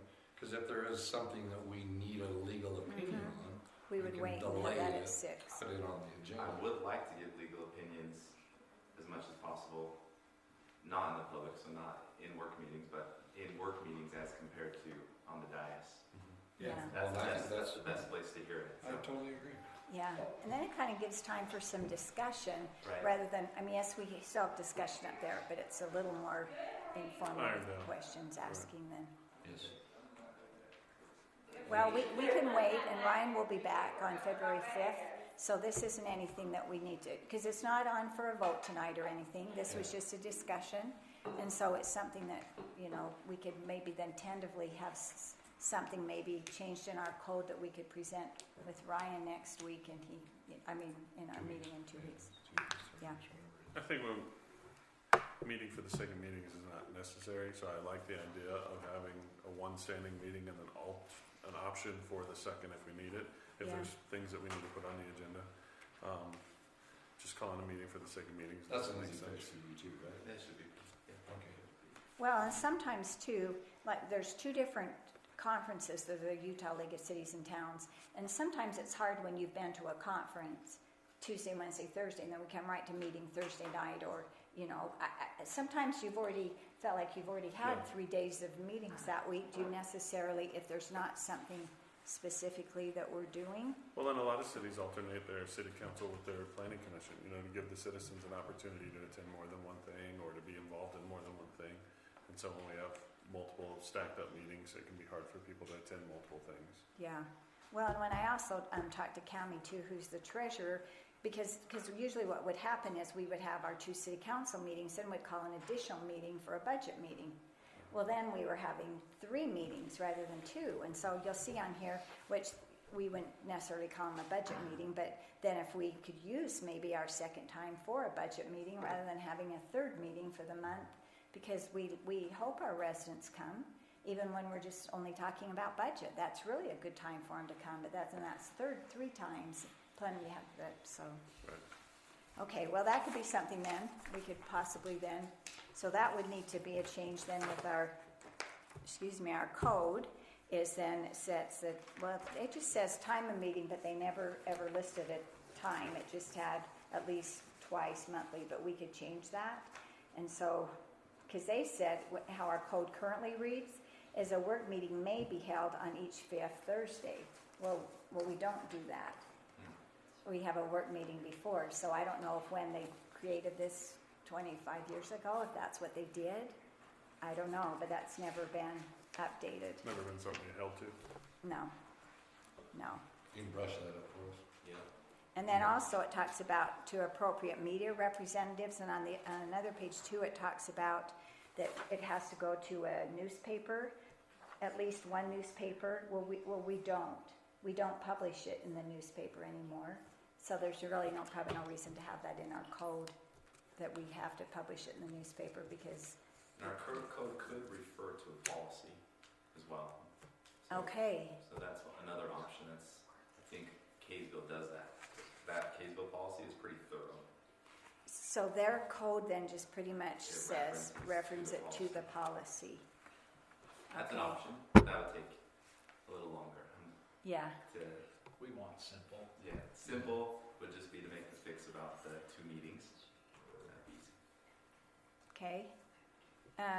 One thing I wanted to talk, because we have a new council, is it talks about no more than one meeting for a prayer or other devotional, and that is something we have always done here in Hooper. Of course, the pledge and a prayer. Is that something, or it can be a devotional?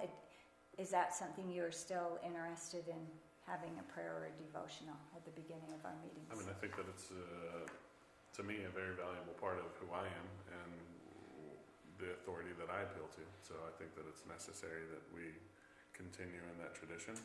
I second that. I don't see any I felt opposition. comfortable with that too, but I wanted to see how you felt. Completely legal. So. Yeah, and one thing that we've done, Morgan has just assigned someone, which we found worked out a little bit easier, because then when you come, you're not saying, oh, who's going to say, and a lot of the other boards I serve on, that's just how it is. And if anyone feels uncomfortable with the prayer or the pledge, you can let her know, but if not, then it's just she will assign that, and that's already on the agenda. Well, I like that also. I just think future focused. It doesn't make a distinction of necessarily a religion. No. And so that's nice because it's agnostic to that point. It allows us to just state, whoever's going to offer that. I'm openly a person of Christian faith, but it doesn't mean that somebody here will serve and is not that and gets an opportunity to offer that prayer devotional how they see fit as well. Some cities invite different clergy from different churches that are in the area to do the prayer. So.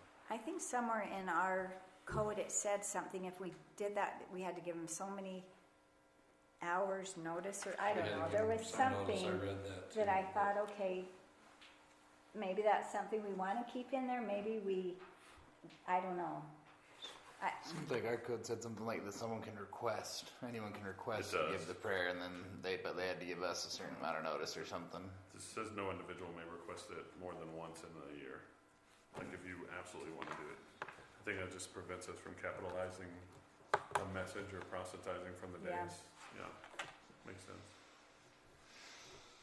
Okay.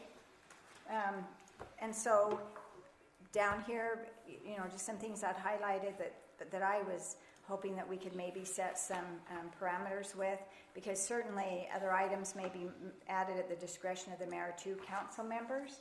But over here, and we've spoken this, Morgan and I, that we would really like to have those requests sent the week before, the Wednesday of the week prior. So 8 days before. 8 days before, so that gives time that we can have those, because we're really trying hard to get the agendas out a week in advance, and it's been difficult, because sometimes in the past it might be 24 hours. We'd have city council members, which legally they could, but it made it difficult for us to prepare when we wasn't really sure what it was they even wanted on the agenda. I think it lends a lot to us being more open to, it's really hard for the public to know what we're doing if we don't give them some notice. It's impossible for him to legally give us an opinion that has been well researched, because he has a life and a job, and in a common courtesy to him to give him time to research something we need researched. That's a great idea, I think. So, great examples, this one this week. Morgan, thank you for getting it out to me so early. There was a ton of research that I did on this particular one, and if I got it 2 days in advance, I wouldn't have been ready for it. There's no, it would have been. Yeah, I think that I have an opinion on this, and I support the idea of giving more time, because I think a few things. One, the platform I ran on is transparency.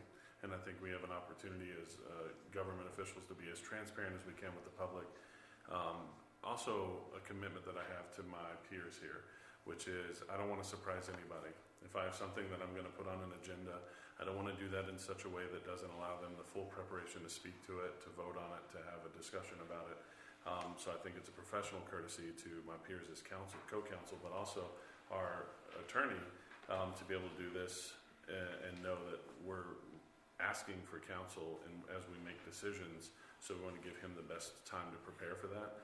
I said this, virtually in our last meeting. I have a commitment to every one of you to not surprise you with something that I want to put forward, and I think that I have actually an obligation in my position to the citizens that voted for me to represent them, that they get an opportunity to research what we're going to talk about, and if they have public comment on it, they can make themselves prepared to come do that. I've seen it operate in the opposite direction sometimes, and I think that could be even if it's unintentional, can be a misstep for us as in our authority positions, that we just assume people have enough time, we've thought enough about it, and so we put it out there. And so I think, and this is what's happened on some of my other committees, they say you have to have it by this day. If not, it goes on the next meeting. So if we don't have them to Morgan by, say, a certain time, by 4 o'clock on the Wednesday prior, the week prior, then it goes on the next meeting. Unless it's an emergency. Yeah, and there could be something, but just a lot of times if it's just something you would like to talk about, that might not necessarily be an My emergency. emergency may not be an emergency for the rest of you though. So we gotta be careful with that too. Yeah, Yeah, I think it's something that would be like city scope. We need to pull up a meeting right now. I mean, there's probably provision for that, right? I mean, when we have an emergency situation like, just take COVID, for example, there may have been a situation where we needed to make the city aware of something or decide on something as a council quickly. I think most people can understand those extreme situations. yeah. Well, and it does actually, and when I read things, I'm not just saying for me, but for any mayor in the future, we're talking about the office, because on the next page it does say the mayor shall review items proposed to determine whether all requirements necessary are complied with. So there should be some, with Morgan and myself and our legal, if we say, is this an emergency or not, then we should be able to say it. Yeah, that's vetted, yeah. basically. Yeah, that makes sense. Okay, well, and then, and how much time, Darren, do you need, so we don't keep, Just 1 minute. I just Okay. want about the legal procedure for one of the motions. Do you want me to do it right now? oh, sure, yes. So just in regards to the potential motion to adopt that new code, which would give the mayor the ability to appoint a planning commission. Because of the way that that happened and that was taken away, we have to follow the same procedures if we want to give that power back to the mayor. So it would require a majority of the entire council. So we have to pretend that Ryan is here. There still has to be a majority of the entire council, and then as well the vote of the mayor. Okay, So I just so wanted to we would have to have explain the 3 legal and then procedure. myself. It has to be the same as what we did last time, because We're just reversing. so So it'd be either or. either or. So it's either Right. all of the council without the mayor, or a majority of the council and the mayor to And- give or take away.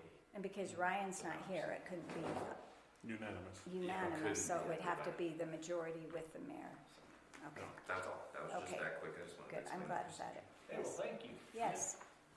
Okay, so another thing, I don't know if you've had a chance, we talked a little bit about this, order of business, citizen comments here at the end. We've done them both at the beginning and at the end, and, we just, in one of our meetings said, okay, let's try them at the beginning. Some, in fact, from what I've kind of researched, most cities have them at the beginning, but say not on agenda items. Because as our last legal counsel said, that kind of turns everyone into a public hearing if you allow, but it's up to you what we want to do with that.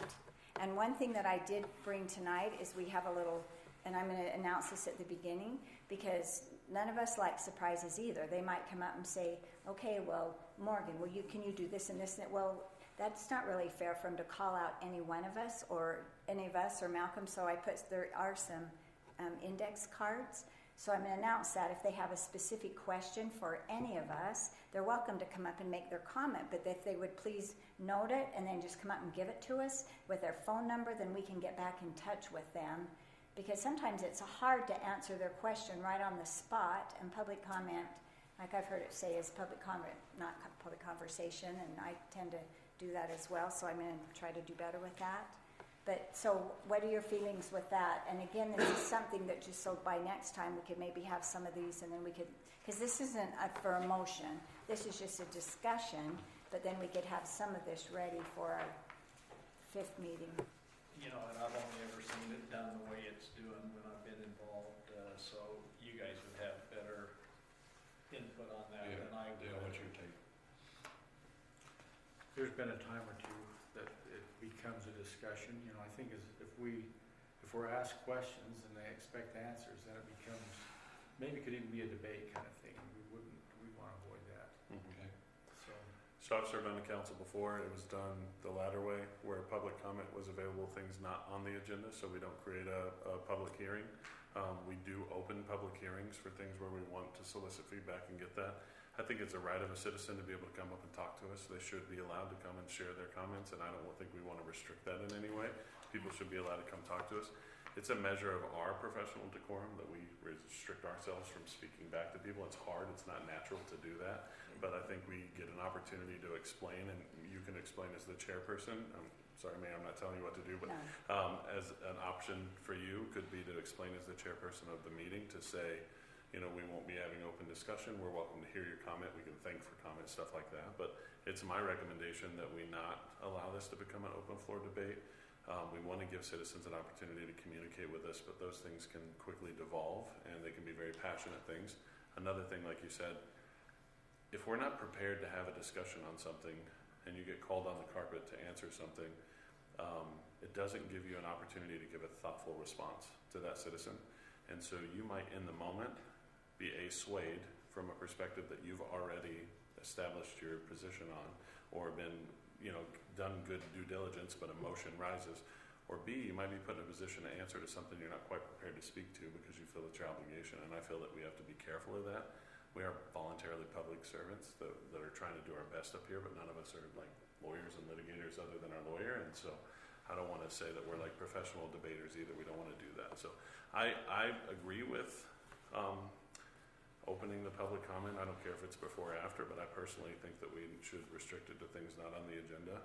And it also, when I've seen it done well in those areas, it gives the opportunity for the public to bring things that may not be on the agenda, but then we later could put on an agenda where they can say, you know, we're not discussing this tonight, but you should be aware this is happening in the city.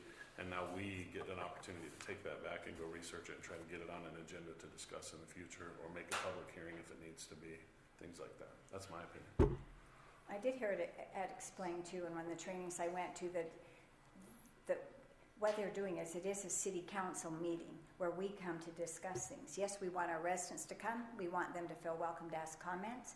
But we're hoping they look at the agenda and reach out to us ahead of time. So when we come, we are discussing what our constituents think. Mm-hmm. And so if we have things not on the agenda, then they are bringing new things to us. And we've already talked to them and already come, you know, and then we discuss it as a council. It would be a relearning process. I think that we also give our citizens a measure of time if they mistakenly bring something up on the agenda or whatever. We're not like admonishing people or punishing them, like casting them out of here, but we give them an opportunity to, you know, learn through this process as well. Yeah. But it's something we're open to changing. And that's how Planning Commission currently does it. Yeah. Is they have it, and it's at the end, and it's things not on the agenda. Yeah. So would you sooner have it at the beginning or at the end? Is there a legal perspective on this? No. Okay. There's policy advice, and I've seen it so much at the beginning that I think it's kind of odd at the end. Yeah.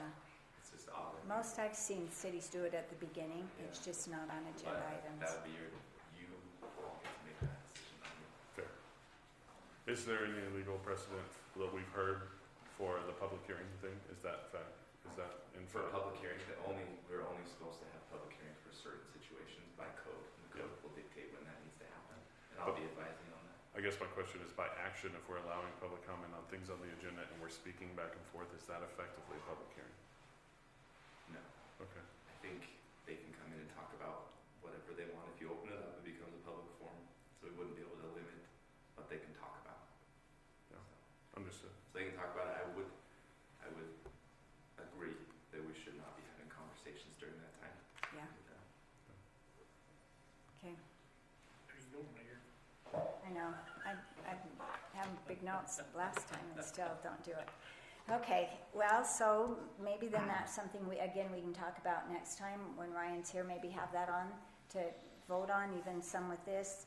You know, they have approval of business licenses twice, and usually when we have a business license come in, the person is here. So new business license presentations and approvals, I don't know that we necessarily need it twice to have approval, because they're usually all one and the same, if you get what I'm saying. Like someone will come with a new business and they present it to us, and that would be the new business. Usually we're not approving them if it's not something that's new. I would like to have them here on the Me ones we too. approve. I don't want to be approving a business license without listening to their Yeah, take on it. I think if they're not here, then we Then we table that. it until Yeah, another I time when agree. they can be here. I Did agree you, with that. Daryl, historically run into anything why we did it twice? Do you have any insight on that? Well, the only thought was that, so that if it was always at the end, they may have comments on something that's on the agenda, but a decision's already made. Okay. So, if there is a time, I think at the beginning is the best time, Okay. so. Can you tell me in that code where you're talking about twice that Yeah, so Section G. yeah, on G it says 2, approval of business licenses, and number 5 is new business licenses, presentations and approvals. So we as a body, the city council, only approve certain business licenses. We aren't approving all of the licenses. And that's just part of the agenda, right? When that comes in. Yeah, it's just that's part of the agenda. so. Yeah, so I don't know that we necessarily need to have it, that's what I'm saying on there, twice, so. Sounds good Okay. to me. One question I had for you, Darren, is in the past, there hasn't necessarily been a resolution doing our meeting schedule. They've just said this is our meeting schedule and we've just posted it.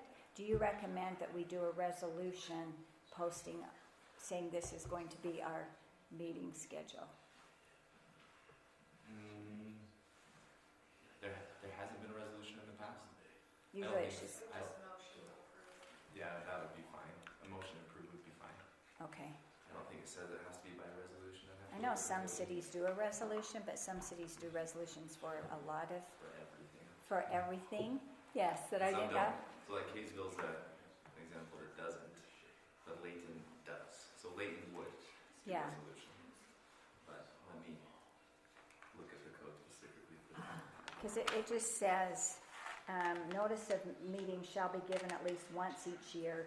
And it doesn't even, it just says a public notice shall specify, I'm under H. So it doesn't even say that we motion for our, Right. But you're looking at our code, right? I'm looking at our code. Yeah.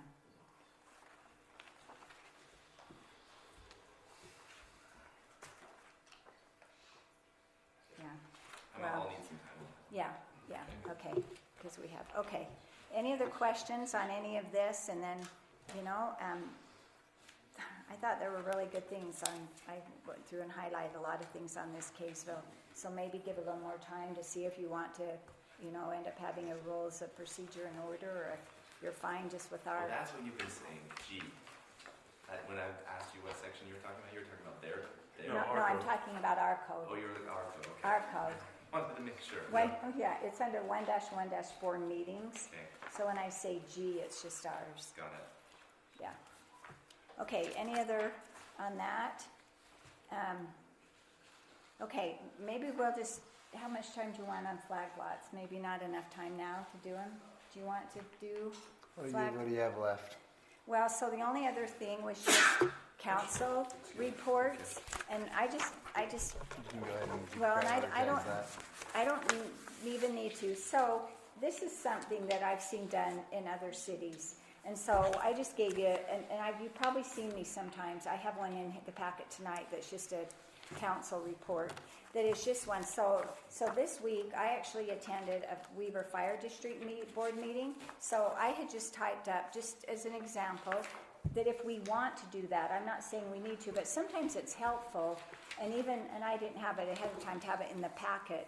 And then this is just like a template that you could use, not that you necessarily have to either, but sometimes it's beneficial. And what I would like us to do, and if we have more time to do it, so for example, like I went to the fire district. Well, I was the only one there, and you might want to know what the fire district specifically said about Hooper. Or, for example, if Dale finds out information about Hooper Water, then he could report that. Or, like Larry, if there's something from sheriff, or, whatever our assignments are, there might be something that we might want to share. And we could either do it here in our work meeting, or we could have a little time at the beginning of our city council meeting. But I feel like one of the responsibilities that we have as we have these different city council assignments is so that we come and everybody knows what we're doing. We're not all, and we can't, and we don't all need to be to every meeting. But there probably is something that you do want to know about, that we passed for the new fire truck to come to Hooper for the Hooper Fire Station, and when the construction, they kind of think it'll be. But anyway, I put that in there. So, I don't know how you feel one way or the other, but I think sometimes it's good for us to know. I've seen it done in the past where you do it during the council meeting if you have an update, like as part of the agenda, there's an opportunity just before we adjourn for any of the council members to make anyone aware of anything, and that's usually where they would include their, reports. I attended such and such meeting this week, and this is, be on the lookout for that or something like that. So it doesn't require us to put necessarily an item on the agenda, but it's an update to anything we have not related to that. I don't know if you have any concern for that, opening us up to agendaing things without putting them on the agenda, but. Is that something we could just have council reports, or how? Yes, you can, as long as you're just giving an update. Yeah, wouldn't be anything would be voting on. It would just be, I attended this meeting, and this is pertinent information that I would think Hooper residents would be interested in. And then if you don't have an update. That would be good. Yeah. That'd be fine. Yeah, okay, if we just kept it to not too long of a time. Okay, we were going to talk about flag lots, but we didn't give Malcolm enough time. We can get out next time. Okay, No rush. Yes, we will have it. So there's a number one item next time, huh? So next time at 6 o'clock, Madison Aviles, I know I don't say her name right, her last name, because I heard it and it was differently. She is going to come, so she is and she will come and explain to you what she does, but the state has set aside money for small cities like us that do not have city managers.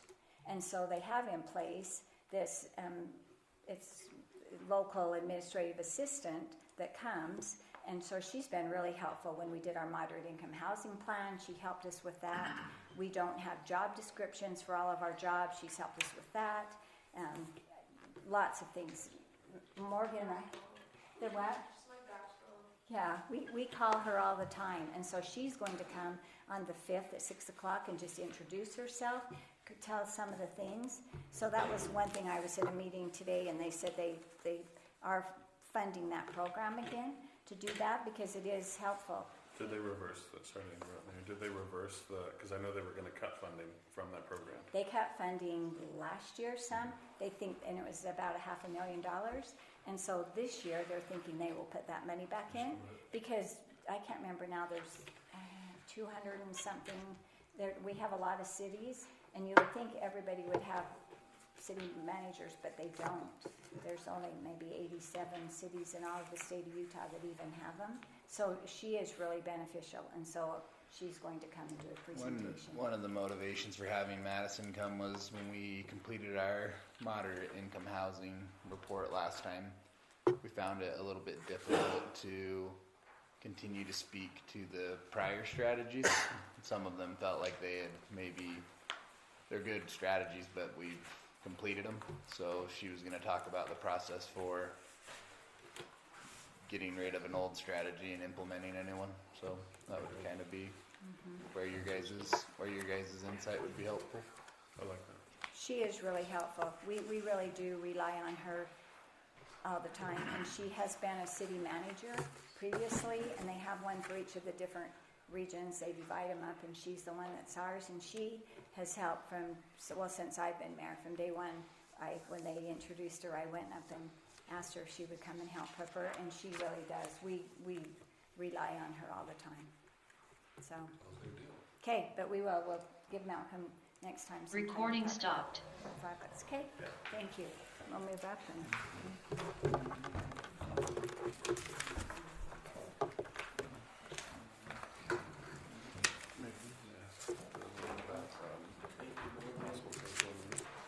Yeah.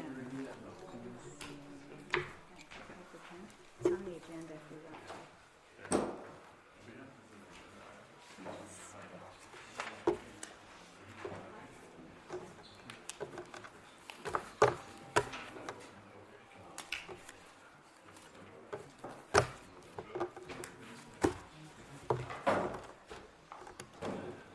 Yeah, I said we just move into it. Okay.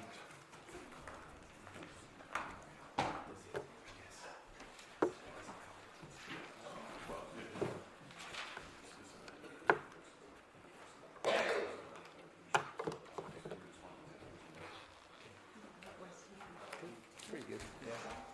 Yeah. That's interesting.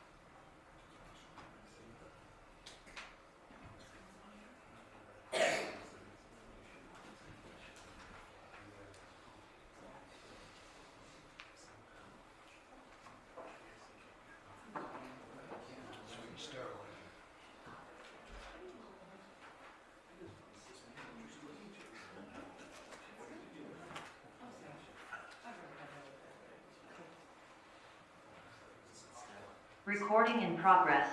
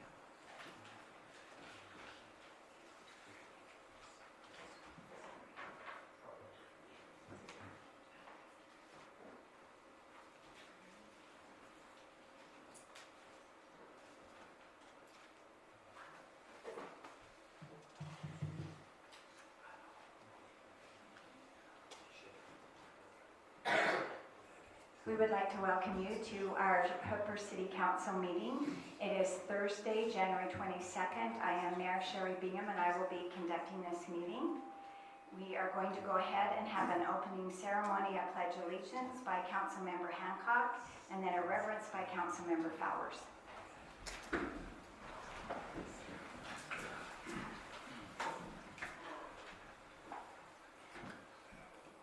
I pledge allegiance to the flag of the United States of America and to the republic for which it stands, one nation, under God, indivisible, with liberty and justice for all.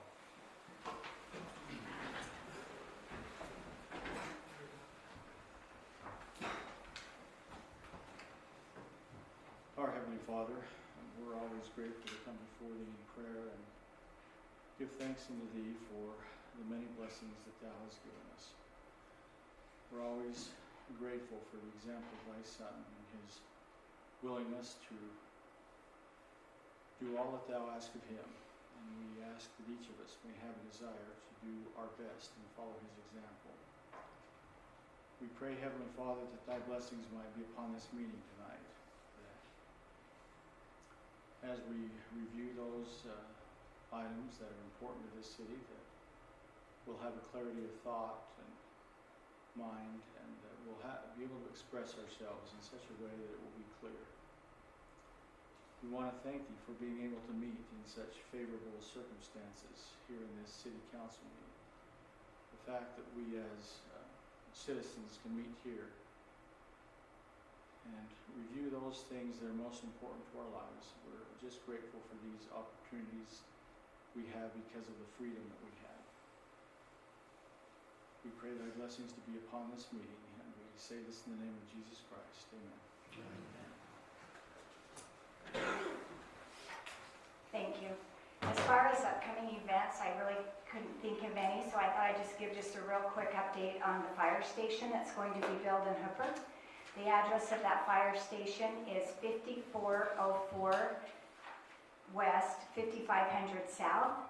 They are building 3 fire stations in Weber County. They're going to be doing an addition onto Far West, one in West Haven, one in Hooper. What they're going to do, they'll be starting in about 8 months with the first station, and then they will be built in 3-month increments after that. For cost saving, for mobilization, they will start 1 fire station, then 3 months when they're done with the equipment, move it to the next. We will be the 3rd one, so sometime early part of next year, we will have our new fire station. The one that currently services Hooper is over on West Haven on 4700 and 4000, and that is going to become a training station.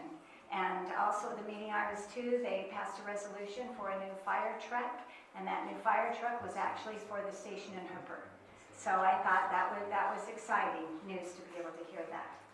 Okay, so with this, public comments, just wanted to just do a little bit of announcement. So when you come up to make your comment, it's not really like we can dialogue back and forth with you. Sometimes we're not really prepared if you come up and ask us something, but we do appreciate your comments. You maybe noticed back on the table when you came in, there were some index cards.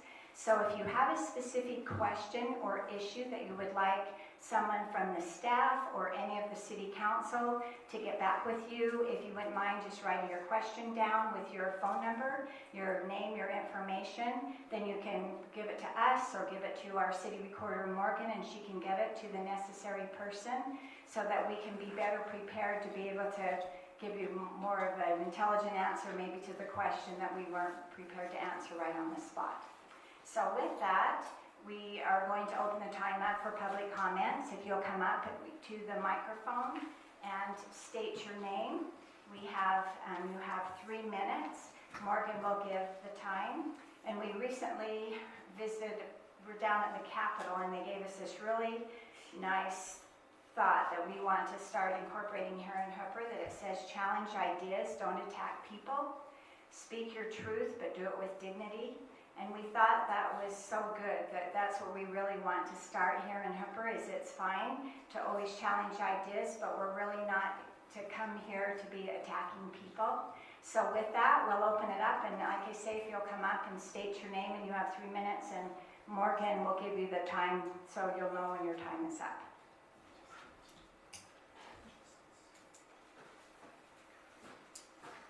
Bryce Wilcox, I'm a Hooper resident, and first off, congratulations to you three. I truly wish you the very best, and continue to represent our city.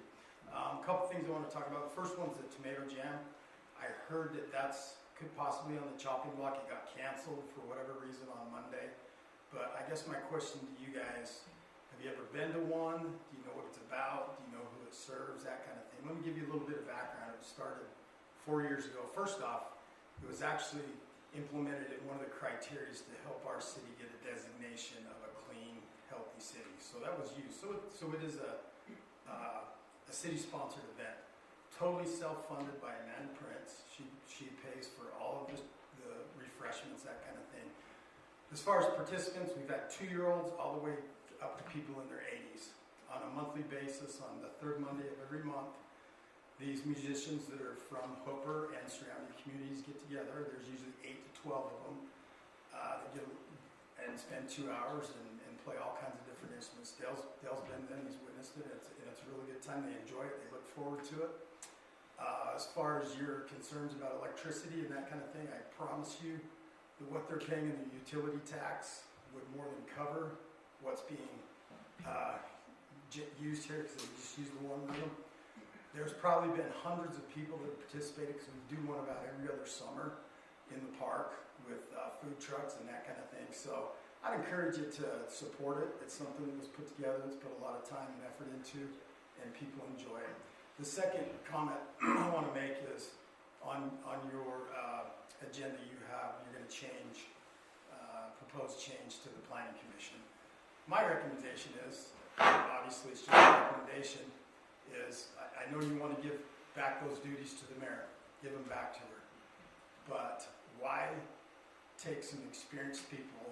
There's 3 individuals that have put a lot of time and sweat into creating, I know I could ask you guys, do you guys know what Title 10 is? That was totally revamped by the Planning Commission and 3 of these members and the City Council. And often, sitting around this table, because I was one of them, no one knew the answer. But guess who did? Amanda Prince. And if we didn't have the answer, she'd go find it. There would be all kinds of holes in Title 10, and Malcolm if Amanda wasn't on board. So why give the responsibility back to the mayor? But I suggest that you keep the 7-member council. Hooper used to have a 7-member council. It got shifted to 5 under Mayor Green because there was no interest. We have plenty of interest now. Give more people the opportunity to serve. Thank you. And allow them to serve our community. Thank you.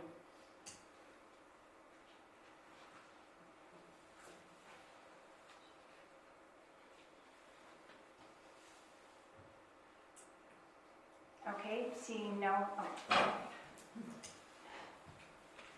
Blake Severing, West Hooper. I too have a question to the council of why all of a sudden we're looking at changing the planning commission, unless it's a heartache because it was pushed to 7 without some members really wanting that. I mean, the ink isn't even dry yet on the ordinance, the 2025-1, I believe, on the ordinance that made the 7-member council or planning commission. And my question is, why are we bringing this up so soon after having it decided back in October, November, and all of a sudden the second meeting in January, now we want to change it? You guys should be focusing on things that us as planning commission members have brought to you guys for your vote or your motion, like the Kimball Estates, like the oversized structures, like the ADU changes. None of that's even, we push stuff up to you guys and nothing happens. But here we are, we're gonna change the planning commission. That's more important than taking care of the citizens and the people that have things before the city council to get taken care of and get voted upon. So you guys do what you need to do, I guess. Thank you. My name is Nicole Brown, and I live out on the west end. And I just make the recommendation to keep the 7 members. I just think that we have obviously a lot of impending growth within our city, and I just think that 7 members, 7's better than 5. I think that there's just more. I think that when you come together and put your heads together, there's different points that everybody's going to have, and I think that you can come to good solutions, and I just think that just to help serve our city, 7 would be better than 5. Thank you.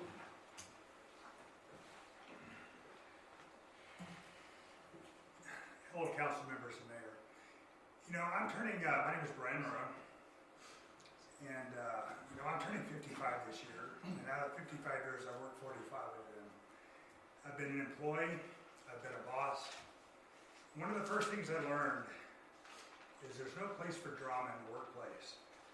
In those years, if I ever attempted to keep, distribute, or comment on a list of supposed violations of my boss, I would have been fired immediately, no questions asked.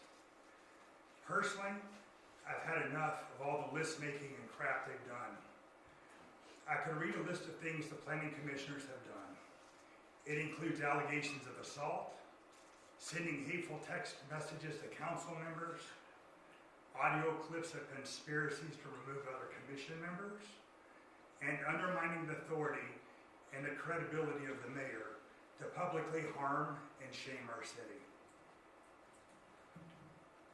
But what good would that do? We all have our list. It's also not a great way to do business.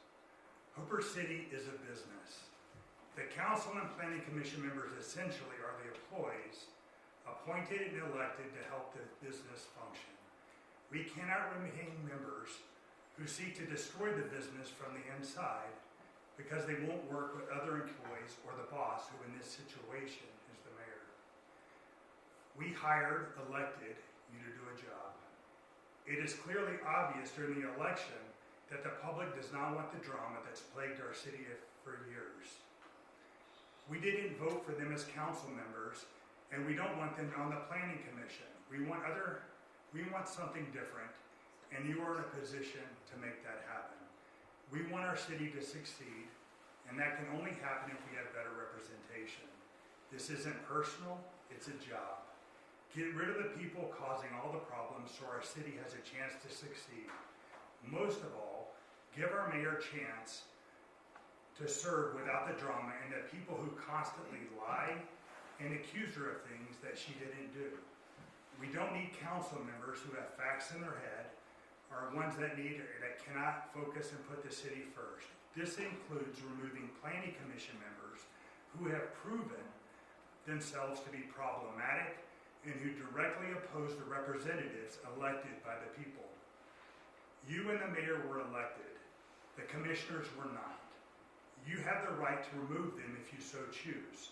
Please vote yes on the planning commission ordinance. Thank you. Thank you. Are there any other comments? Okay, and again, if you have other things you would like to say, there's cards back there. We always welcome your comments. Okay, the first thing on our agenda then is a motion of approval of the Cody Dieter contract. And so we had a presentation that started at 5 o'clock, and this has also been in your packet. Oh, I'm sorry, approving of the minutes, right? Approving of the minutes, thank you. Okay, so first we're going to do is the approval of the minutes that are dated December 18th, 2025. And again, these were also in your packet, and hopefully you've had a chance to review the minutes. Did anybody have any corrections or additions to the minutes that you could see? I just want to make a comment on one part, and it has to do with the planning commission. The city council that was sitting at the time when that meeting took place, the council reviewed just to review this part. What page are you on, Councilmember Fowers? Page 3. Okay, thank you.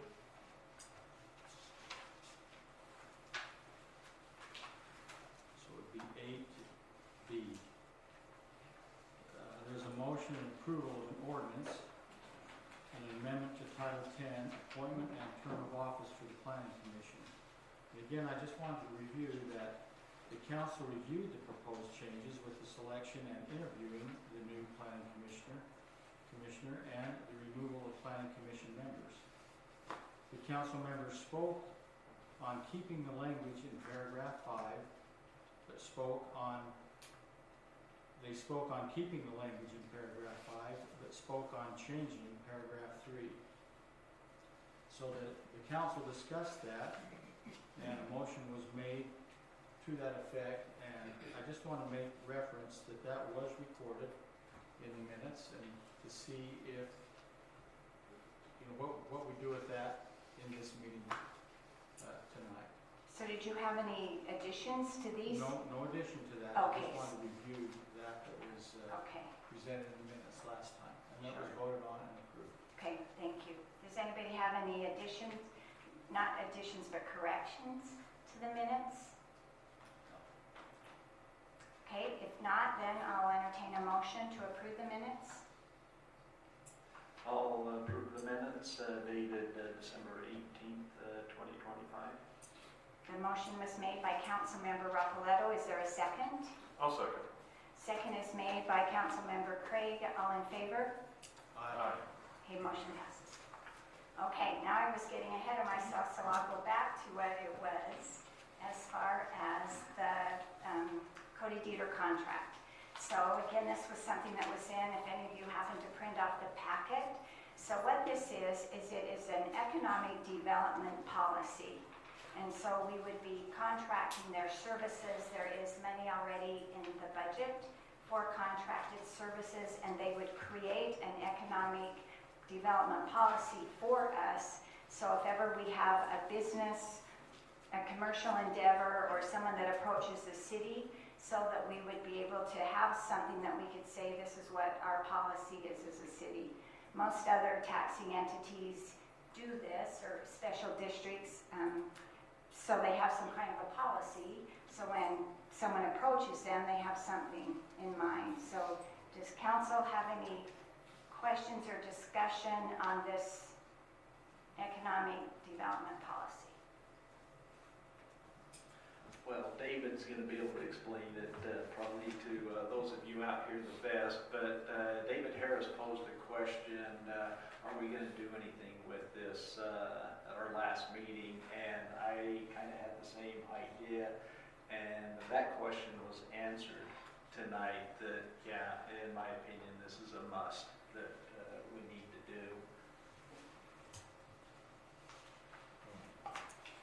After listening to the presentation we listened to tonight, I think it is 100% beneficial to the city to pursue this contract with these guys. It's what they do. And we had a running 20-year relationship with this individual with the city, so it's not like he's somebody new that we don't know. So I think he has credibility, I guess, already with the city. So sounds like to me a great idea. You know, a couple things stood out to me in the presentation of the work meeting. If you didn't get an opportunity to see it, I would suggest you go back and watch it. The scope of work that they present to us is defining a policy, but they asked a lot of probing questions to all of us on council, specifically around what makes Hooper unique and what they can do to build into the policy ways that when we look at economic development, we can tailor it specifically to what's going to fit for our community. And I think that that's very important. This isn't a one-size-fits-all approach. They're looking specifically at the areas, the geographic areas, the economic impact that any type of development policy would benefit us in. And so I love that they were as granular as asking Do you have places you know you want to economically develop and places you want those funds to go? And so when we're thinking of putting a policy in place, it's really just going to be supportive of streamlining folks wanting to come and do business in Hooper and who we say we are, and we get to illustrate that in policies like this. So I'm in favor of it, and I believe that we do owe it to the citizens to be transparent in our plans and our policies, so they know what we're up against and the type of things that we're considering when it comes to commercial or any type of business, mom and pop shop businesses or anything. They'll be able to see very clearly, and also identify where there are incentives, where the city wants to incentivize specific growth in our area, and I like that would be transparent to the citizens as well. If you haven't had a chance to look at this, again, go to the packet and look. So the scope, they have a fixed fee, and it's $2,500 for them to do our economic development policy, and that would include for them to write that for us, which again is, we have money in the budget to do that. It's within our, it's not over our amount that we would need to do to have to bid this out, and we feel like we would get our money's worth in the long run to be able to have a policy in place. So if there's any other questions or discussion, I would entertain a motion to approve the contract. Yeah, I move that we approve the Cody Dieter contract, Title Hooper City Economic Development Policy for the amount of $2,500. Okay, the motion was made by Councilmember Craig. Is there a second? I'll second that motion to approve the Cody Dieter contract for Hooper City Economic Development. Okay, it was seconded by Councilmember Hancock. Any discussion on the motion? Okay, seeing no discussion, all in favor? Aye. Any opposed? Okay, that carries. Okay, the next thing on our agenda then is a discussion and a motion of the approval of the proclamation for Just Serve. And again, this was something that you probably was in your packet last time, and then again this time. There was something that was asked of us when they had the national Utah League, well, it's with the Utah League of Cities and Towns, but it was the national convention, and they asked us if we would be willing to be do a proclamation that we would be a Just Serve city, and then this entails then that we end up having our residents be involved in different service activities throughout the year. Last time when we approved the city council assignments, Councilmember Fowers is going to be our Just Serve representative, and so he would be working with them. And so this is something then that if you're interested in doing, we just need to make the motion to approve this proclamation. And if you don't mind, I'll it just says, whereas volunteerism is essential to the health and strength of our community, and there's a lot of other things. Whereas Hooper City is proud to be a community, whereas Just Serve is a valuable free community resource, and like I said, there's other things, and we're committed with organizations with helping with Just Serve. Hooper City has shown a remarkable spirit of generosity, strong desire. We're leaders in volunteerism. I think everything along this really does fit Hooper. We have so many volunteers here in our city already, and I think this would just end up helping for any programs that we see going forward. So does anybody have any questions, discussion on doing this? My only point, if we're adopting a proclamation, I just wanted to be correct. I believe justservice.org is not a working website, and I think it needs to be adjusted to justserve.org. That's correct. I think you corrected me last time, and I forgot to correct that on my copy. So yes, that would be a correction at the justserve.org.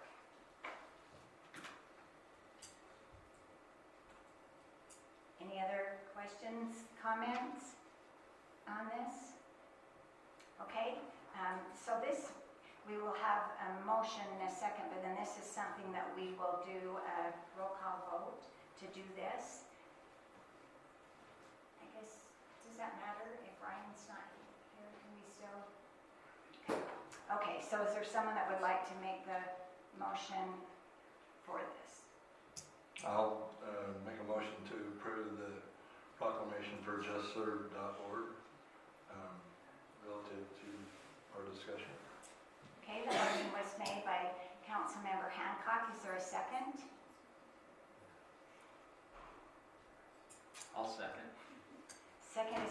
Councilmember Rapoletto. Any discussion on the motion? Okay, I'm just going to go through the order as listed here. Councilmember Craig. Aye. Councilmember Fowers. Aye. Councilmember Hancock. Aye. Councilmember Rapoletto. Aye. Okay, that carries. I think this will be great, and then we'll look forward to what Councilmember Fowers will have us for working with Just Serve, and I think that'll be something good that we can do. Okay, the next thing on our agenda then is a discussion and possible motion for the Riverdale Senior Center lunch vouchers. And in the packet was, I had done this mayor's report, and I'll just give you a brief synopsis of what this is. So I had Riverdale City reach out to us, and we talked about this just for a few minutes at our last meeting during the work meeting, and ask us if we would be wanting to do some kind of a voucher program for our seniors. So what happens with this is we have 19 residents from Hooper that are regularly attending the Riverdale Senior Center. And so that was one question that was brought up last time. How many residents do we even have? And they said on a regular basis we have 19. What Riverdale City does is they do a voucher program, and so for a resident, it is $30 a year for the residents to come participate in any program and be able to go and have lunch there. For our non-residents to go, it is $60 a month for them to go. And so what they're asking, and what I want to see what if you would, oh, go ahead. Was it $30 a year or a month? Oh, excuse me, it was $30 a year. And then you said $60. A year for the, Okay, I think you yes. said a month. Okay, I'm sorry. Yes, Was that- So it's a year? it's for a year. Okay. $60 a year, yes. Thank you for that. I had it right here and said it wrong. Yes, so $30 a year for residents, $60 a year for non-residents. So what they're asking us, if we would want to do, is if we would want to participate with them, and so we would have vouchers. So if a Hooper resident came and said, I am interested in going to Riverdale to participate in their program, we would give them this printed off voucher. They would take that voucher to Riverdale, and then Riverdale would charge them $30. Then Riverdale would bill Hooper City the additional $30. So Hooper would be supplementing $30 per each of our senior residents to attend Riverdale. So if they don't show up, we don't pay? Is that correct? Oops, sorry. If we don't show up, we don't pay them? So until they would take that with them, their voucher, we don't pay. So they explained that some cities have just set a flat rate. And so they are doing like an interlocal agreement with one local city. And that city is saying, okay, we're going to pay $1,500 a year. And that maybe could be for 10 people to go or for 100 people to go, but it's a flat rate. I didn't feel as comfortable with that, and so I asked them, well, wonder if we just paid per person, rather than us saying, because we really don't know how many would come. And I said, is it more of a problem for you to just invoice us as it goes? And they said no, that it would be fine. They could do it that way. They could just invoice us. And so it would just be they would come in, we would give them a voucher we printed up, they would take it, then they would bill us if they happen to have one of our residents that go there, and it would only be the $30 per resident. And again, our residents would come here, pick up the voucher to take to them, and that's what they're going to count to bill us, the other $30 each month. Yes, but per year. Per year. Yeah, so if we have 19 people, it would be a total of 600, well, let's just say 20. That's kind of my point, is if there's a voucher, it would change every month. It's likely to change every month. So how would we pay that per year?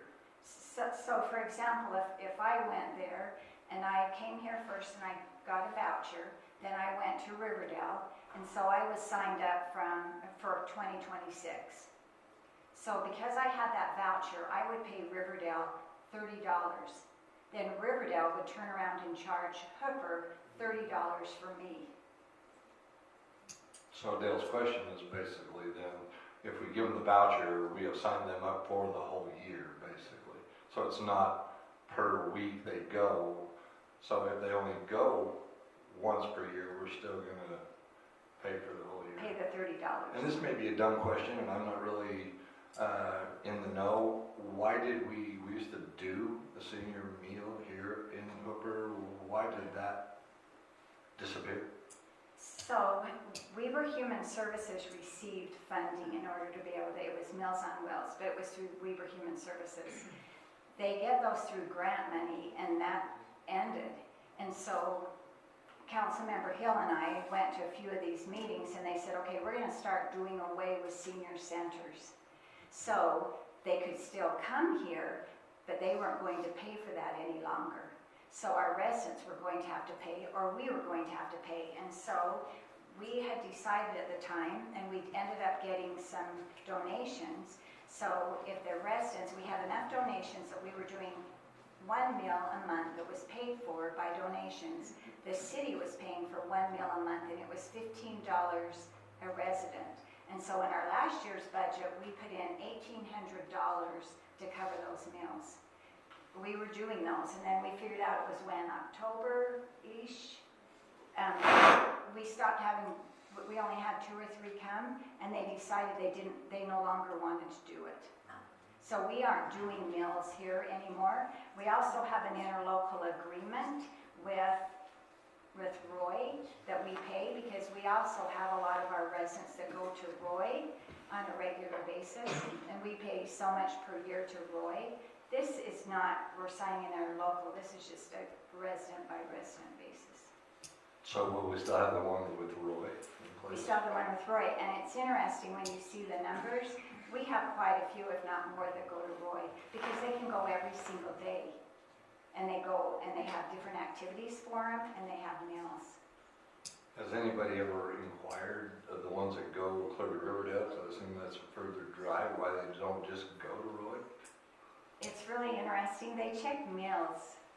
They check and see what the meal is going to be for the day. And I actually had, I had a resident from Hooper call and say, I want you to know I'm one that goes to Riverdale, and we really appreciate their, so they really do. And they have groups that go together. So I don't know. And I can certainly find out more information. They had just sent this to me and just asked if I'd be willing to pay the 50% of the membership fee. So essentially, we're subsidizing 50% of the membership fee for them to go. It's an annual fee, and it's only paid when they use it. If they use it at any time during the year, we would pay the full annual fee for them, and that would reset every year.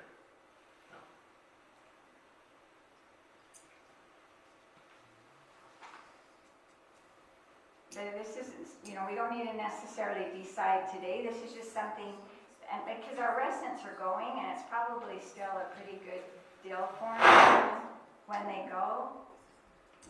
I would just like to talk to some of them and find out, if there is that much difference, and it's not a huge amount, but it's kind of a principal thing of, what Councilman Bauer brought up. If they come once and get the voucher and only go twice a year, then we're paying $30 for them to go like twice. And I would like to see a little more investigation into, you were saying we could do it per time, basically. Would that be available with Riverdale City to have them bill us for when people show up? Is that doable? I don't think they do it by per time. I think they do it by the, It's going to be an annual thing regardless. I believe so. And now I'm second guessing myself if it's year and a month.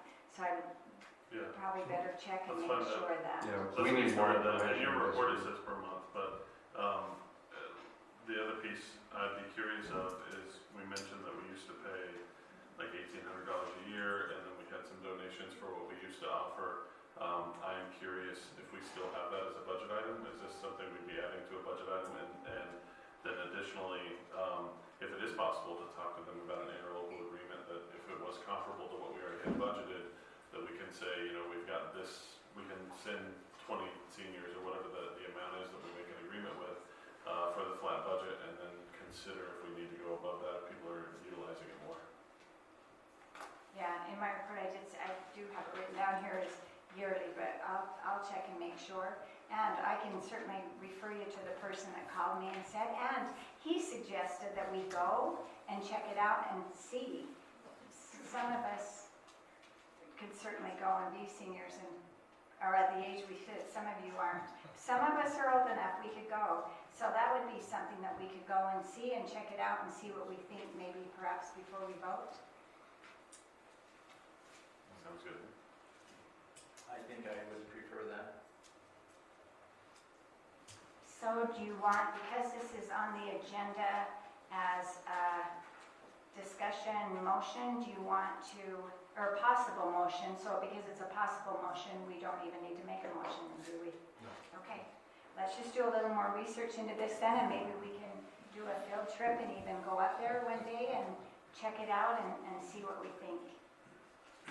Okay, so the next thing on our agenda then is a discussion, possible motion of approval of the sidewalk waiver. Turn some time over to Malcolm to present that. Sure. We've had a submitted application to the TRC that's complete. It met all the requirements, and we had our first review. Here's the plat for a visual. This is this property here on 6300 West. Just to familiarize yourselves with where the subdivision's being proposed. So we're really early in the process. As I said, we've done a review, but in efforts to help applicant understand their entire cost with the subdivision, we're making sure we get to this piece sooner than later. Essentially in here in our R1 zone, it discusses that you guys are able to, with the recommendation from the Planning Commission, waive sidewalk requirements.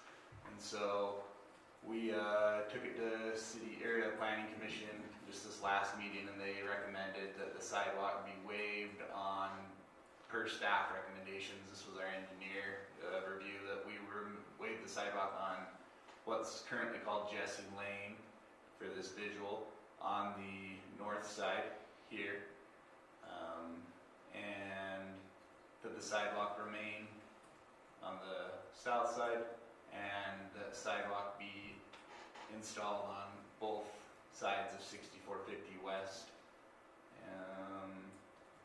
Pull that up here. Staff was comfortable with this recommendation, primarily just considering the way this is laid out.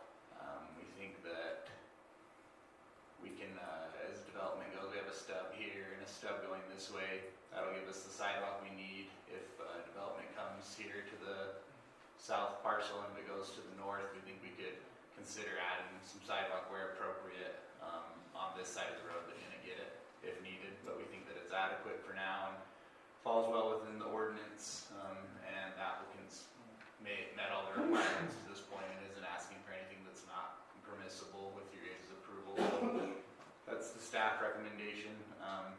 The applicant's here. If you have any questions, I'm happy to answer any further questions, and love to hear your thoughts. One question is for council. Do you see us putting ourselves in any type of position with making this type of, do you have any legal recommendation on this, considering that we have engineer and planning commission that stand in concurrence with this? No, I advised, I was there for the meeting. It is legal, it's in our code. Okay, thank you. So legal advice, this is on the open up. So, Malcolm, my question, the sidewalk, I was here at that meeting, maybe I misunderstood. I thought the guy was asking for the sidewalk on the east side of 6450 to be waived. Was that, Yeah, you can see on his proposal here, the plat shows sidewalk on this side and on the west side of 6450, but not on the east. But I think after our discussion, he thought it would actually make more sense, and his proposal was to put the sidewalk on the frontage of these two lots and waive it on the side of lot 5, I think that is there. So it's actually inverted from what's drawn after we discussed it. He figured if he could get a waiver on one side, he'd prefer to get it on the side. He thought it'd make more sense. Our engineer's recommendation is that 6450 have sidewalk on both sides. And so this was just how it was submitted to us, and that's how I'm presenting it to you, but we would actually not recommend waiving it on the east or the west, but the decision to you, obviously. Well, I would agree with your answer there, because one day, I'm assuming, I think Philip Ma owns to the south of there, and may be developed, and then the city would be on the hook. So you guys aren't gonna recommend that now. And then on the north side, and I'm very familiar with this property. It used to be actually my grandfather's everything north of Jesse Lane. There is a ditch running there, an open irrigation ditch, and you mentioned that you are gonna work something with a fence, or what are we gonna do about that ditch? And when you say that, I think it's Parsons that owns that property between Perkins and them. If a home gets put in there, which I can see that happening, are we gonna require the sidewalk just coming out to Jesse Lane, or who's gonna take care of the sidewalk going east and west? Or is that, I'm just throwing this stuff out. The first part of your question, we're really early in the review process for this one. We haven't even had a public hearing. I think a lot of those items get ironed out as we go. Okay. But we did, and it was helpful, there was discussion about a ditch on the north side of the property that actually in our preliminary review, no one in the TRC discussed or knew about. It shows one on the south here that we had discussion on, because that was in the plat, but it actually didn't show because it's on this individual's property. We do have ordinance to help support us with some solutions for that. That's something that the TRC will fully engage in to make sure that it's safe, whether it's pipe or fence, and there will be discussion on that ditch further. And we'll have to rely on our ordinance for sure. But and I didn't catch your second question entirely. Could you repeat that with the sidewalk? The sidewalk, so if there was a house put in between Parsons and Perkins, which is on the north side of Jesse Lane there. Bring the other picture back up, would you? Of the houses, actual in place, there you go. You say there isn't? I don't think there is. Okay. That's why, I would think that's why that Ryan Fisher never, because his entrance right there was only 135 feet. That's why whoever's developing it now has made that first I think lot the as an L-shaped lot. I think if your question is about installation of that sidewalk later, I think our ordinance would support it in requirement if that was determined it was needed at that time. The adjacent parcels can be improved with the front end improvement. Is that your question? Yeah. I guess the only other question that I have, and this stems because I drive down 4600 south. Oops, thank you. I drive down 4600 south, and there are 3 homes down there that sidewalk was put in on one side, and that road, until it was just recently repaved here several months ago, it was a disaster. If somebody pulled up with a trailer on the side where the sidewalk was, it wasn't safe. You couldn't pass if you had a trailer on behind your truck. You could not pass another car on that road without driving off that road. And so my question is, would that Jesse Lane be wide enough to just put sidewalk on one side and somebody park out there and still leave enough room for 2 cars to pass? And obviously there's only going to be, 6, 7, 8 homes there, so there's not going to be a ton of traffic, but I'm just throwing this out. My understanding of the engineering is that the only reduction would be the sidewalk. We would still require the 1 foot from the park strip and the 1 foot to the property line. So I think this reduction would simply be a 4-foot sidewalk. So I don't think it would affect the functionality of the driving or anything. It would just, there wouldn't be anywhere for pedestrians to walk. But although I don't know if that would cause the problem you're saying or not, but If the road's wide enough, then around 4,600 now. You can actually, people since Hooper City resurfaced that road and widened it out, it's actually not a problem now. What exactly is the required width of that road going back? Is it gonna be the standard 65? 60 foot. Yeah, the city's 60 easement, foot, total. total city width, outside to easement, outside? Yeah, 15 for each lane, and then, you're getting a little bit out of my wheelhouse, but, we could get the details specifically. I would like that because we need that in conjunction with what Councilman Bowles I think was saying. specifically though, the only waiver that would be considered here is the sidewalk. We would not waive any, we can't waive any other portion of the road. The park strip would still be, the amount of area dedicated or the width dedicated would only be reduced by a sidewalk. So. Well, okay, so if we were to sum this up, what's being waived is the sidewalk along the north side of the road. The other, everything else, all the other sidewalks are going in as planned. We're just waiving the one sidewalk that would go along the north side of the road, the entrance road. Yeah. Is that correct? That's correct. Okay. Would you like to step up and say something, Mr. Webster? Thank you.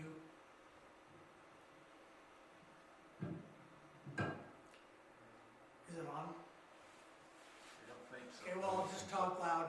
60 foot is the width of the roadway, both Jesse Lane and 6450 West Okay. per ordinance. So, isn't shown on that plat, but it is 60 foot. Thank you. So to me, it's pretty straightforward. We have recommendations from a planning commission. We have an ordinance that allows us to do this. It seems like a pretty straightforward piece for me.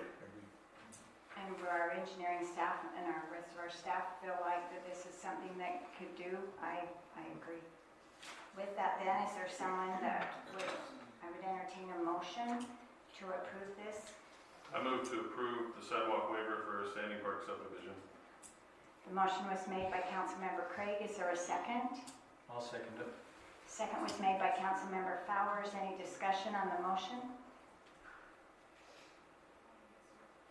Seeing no discussion, all in favor?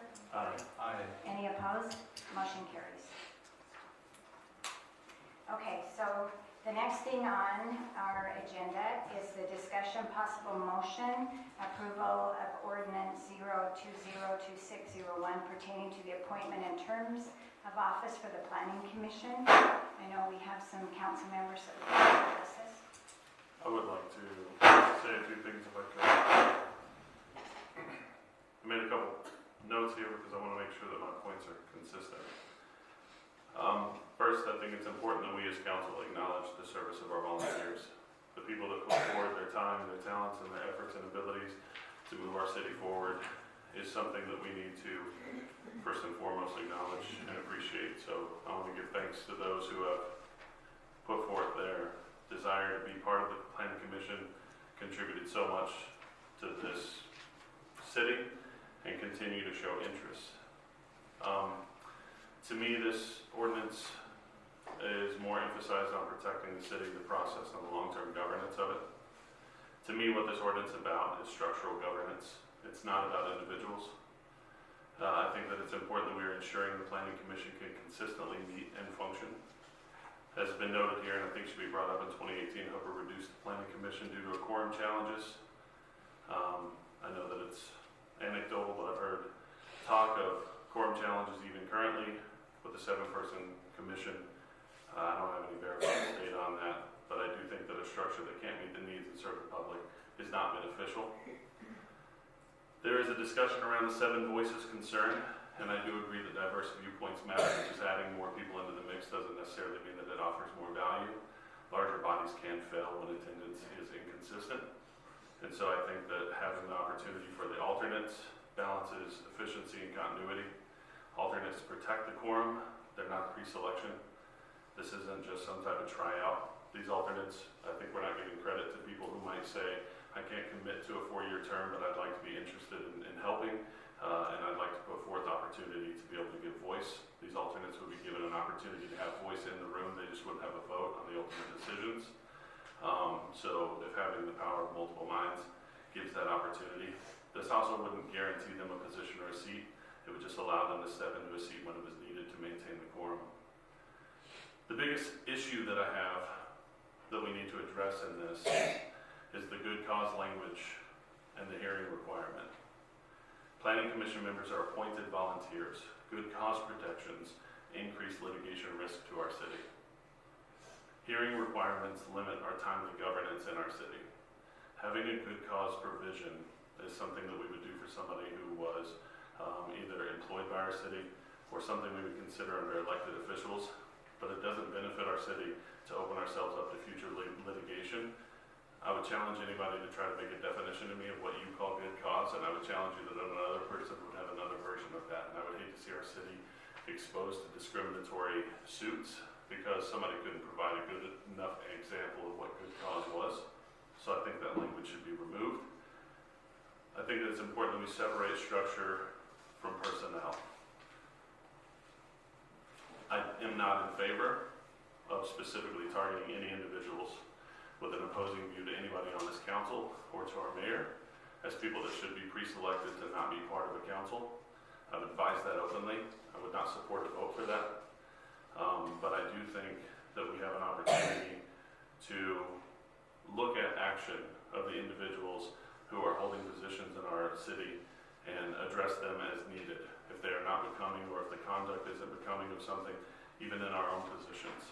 But there are protections in place for elected officials. These appointed bodies must be given the opportunity to be added or removed as seen fit by the council and the mayor. I support a 5-member structure. I reject targeting individuals. I prioritize fairness and defensible process. I'm focused on the structure, but not the personalities of the people that are in question in this.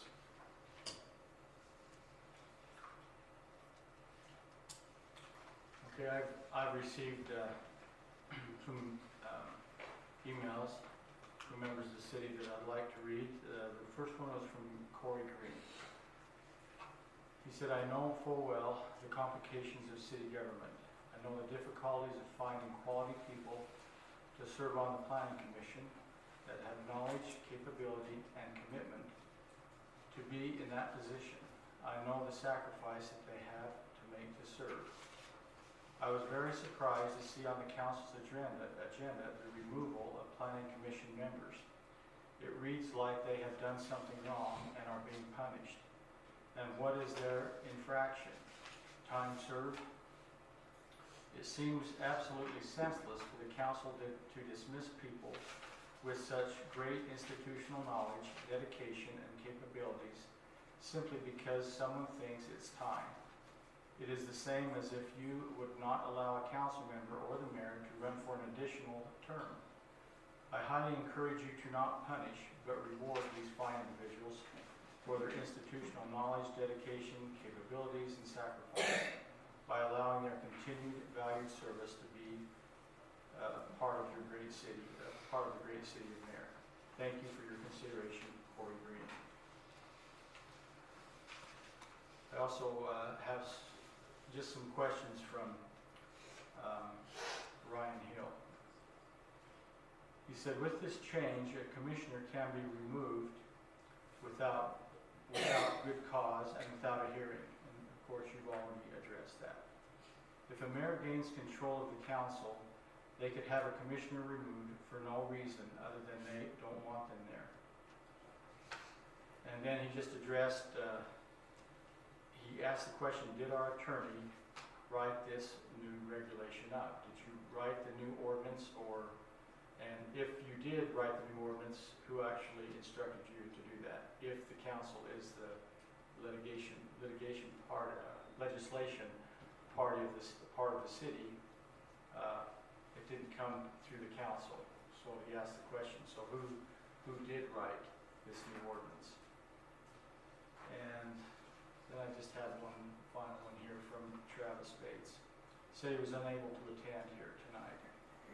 He said recently the city council changed the format of the planning commission from a 5-member to a 7-member bench. I applaud this change as I feel the voices of many lead to a better conversation and decision making than the voices of few. As you probably know, planning commissions are generally 5, 7, or 9 member, with a 7 member being most common. 7 members keeps the group size manageable while still keeping a more broad representation of opinions for decision making. It is also important to remember that the planning commission is not setting policy, ordinances, or laws, but is making educated recommendations to the elected officials on policy as it relates to land use, and I would hope the council welcomes more opinions rather than less. Any and all discussions that are made by the planning commission must adhere to laws and ordinances, so there is little to no danger of policy getting set or by unelected officials of the city. One other benefit of the larger planning commission is the varying viewpoints, opinions, questions, and resourcefulness in planning and zoning recommendations. I am a big fan of surrounding myself with people who may not always think the way I do or agree with me on all the topics, as it creates a more holistic viewpoint and leads to more rounded and well-balanced decision making. So anyway, there's quite a bit more to this, but I think that kind of sums up his opinion of that. And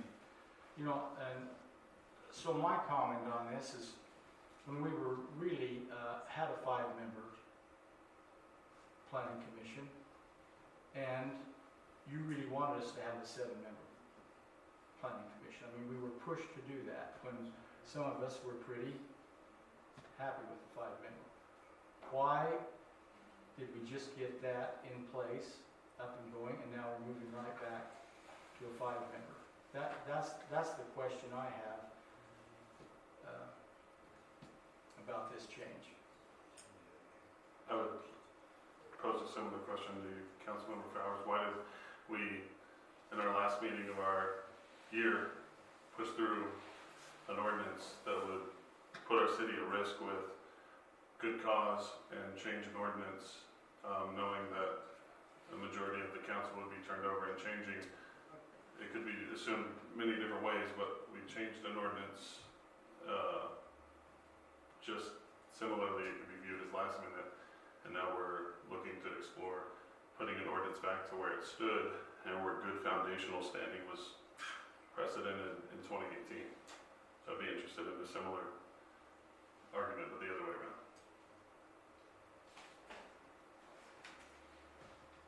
Well, I was going to say, as far as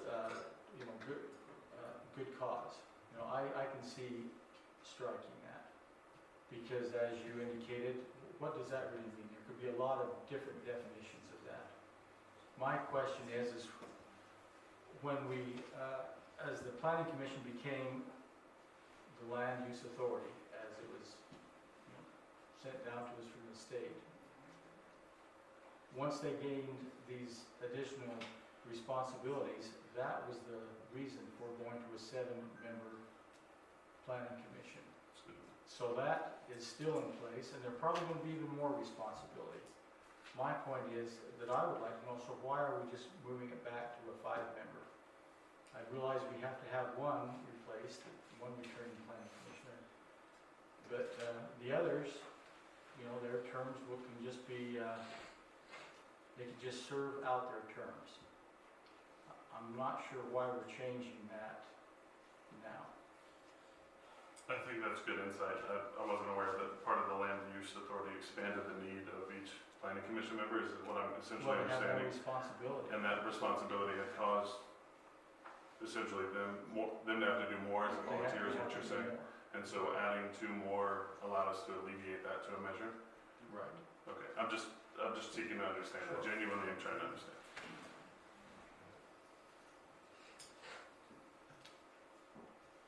This is interesting. I wish you read Corey Green's letter. I actually responded to him, and I wanted to know why he changed it from 7 to 5, and also I shared some other comments with him of unity amongst our planning commission.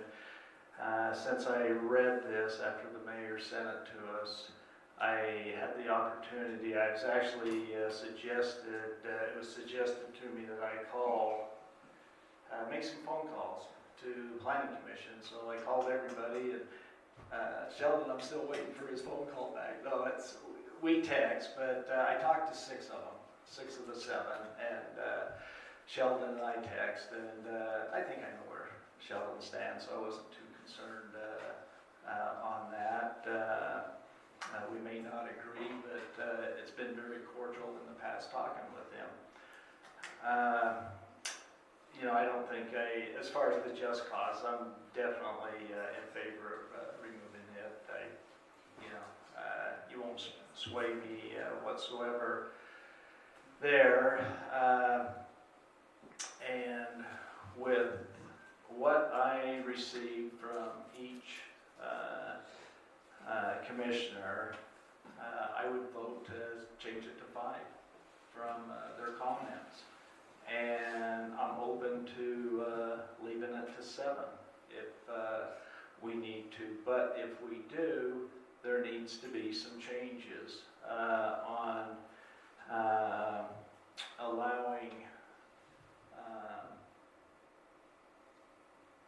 I don't know how I want to say it, respecting those that don't speak as much at these meetings, because they get shot down. I don't think some of the people are listening to their ideas. This is what I'm getting out of this, and I promised each of these individuals that I would not share their names or their comments of what they made, but that's kind of the overall gist. If I had to make the vote right now, I would go down to 5 from what I learned from them. And I've talked to each one of the council members.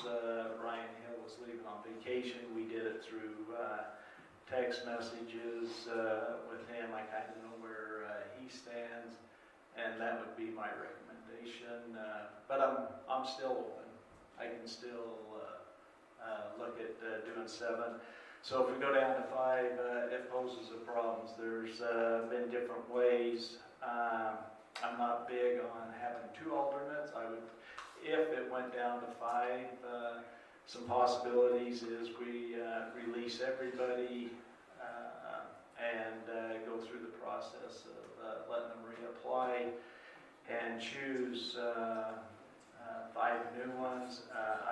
I think 1 alternate is enough, is my opinion, but I'm open to 2 if we think we need to. And so we're just here to discuss this. Sometimes more isn't better. I've had instances where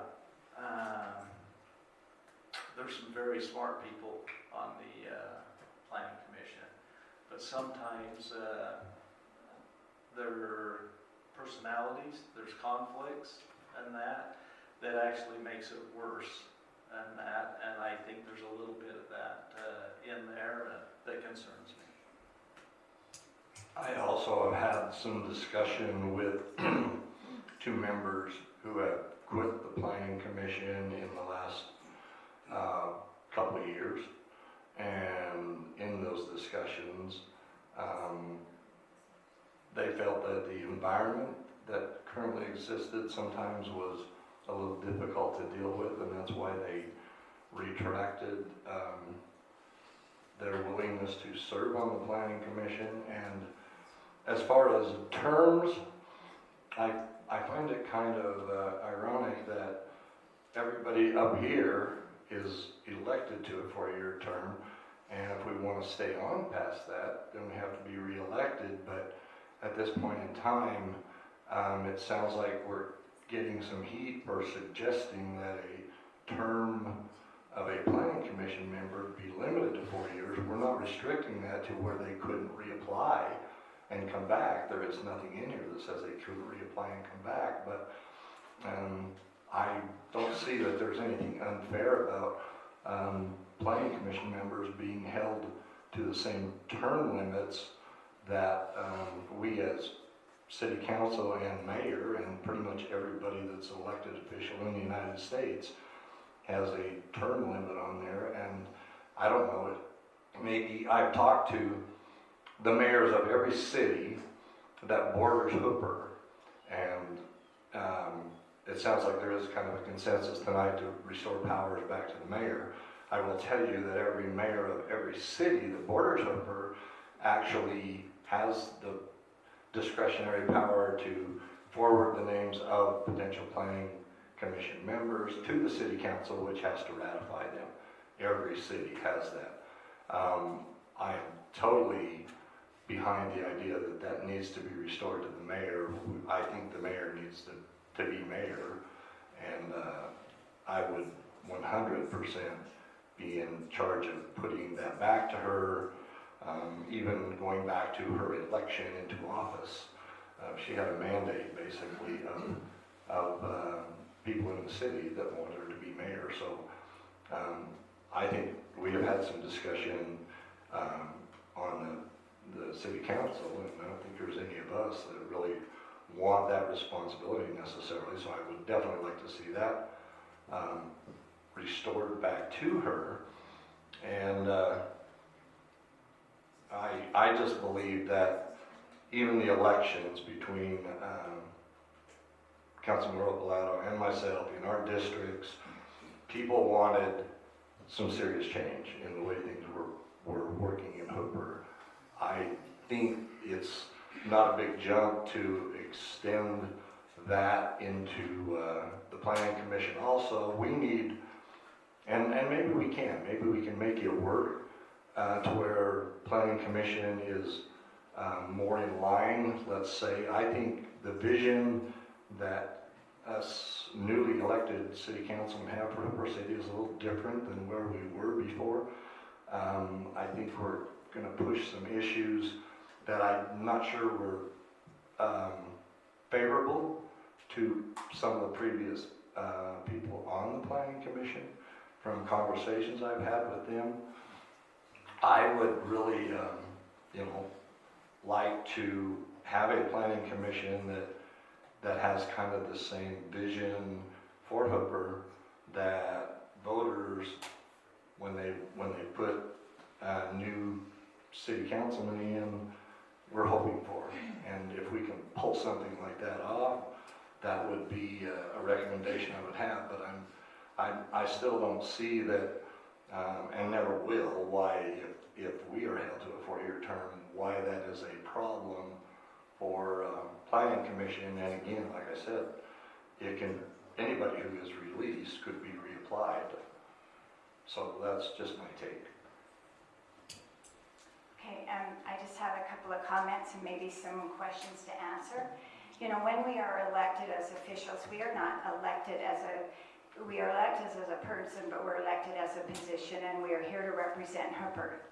And so sometimes it says mayor, but just take my name out of it. We're talking about mayor, or we are talking about city council, and it's not just for me currently sitting here, but it is something that we are looking at for the betterment of Hooper City, for mayors to come and city council members to come.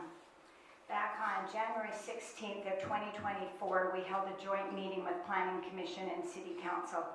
I was newly elected.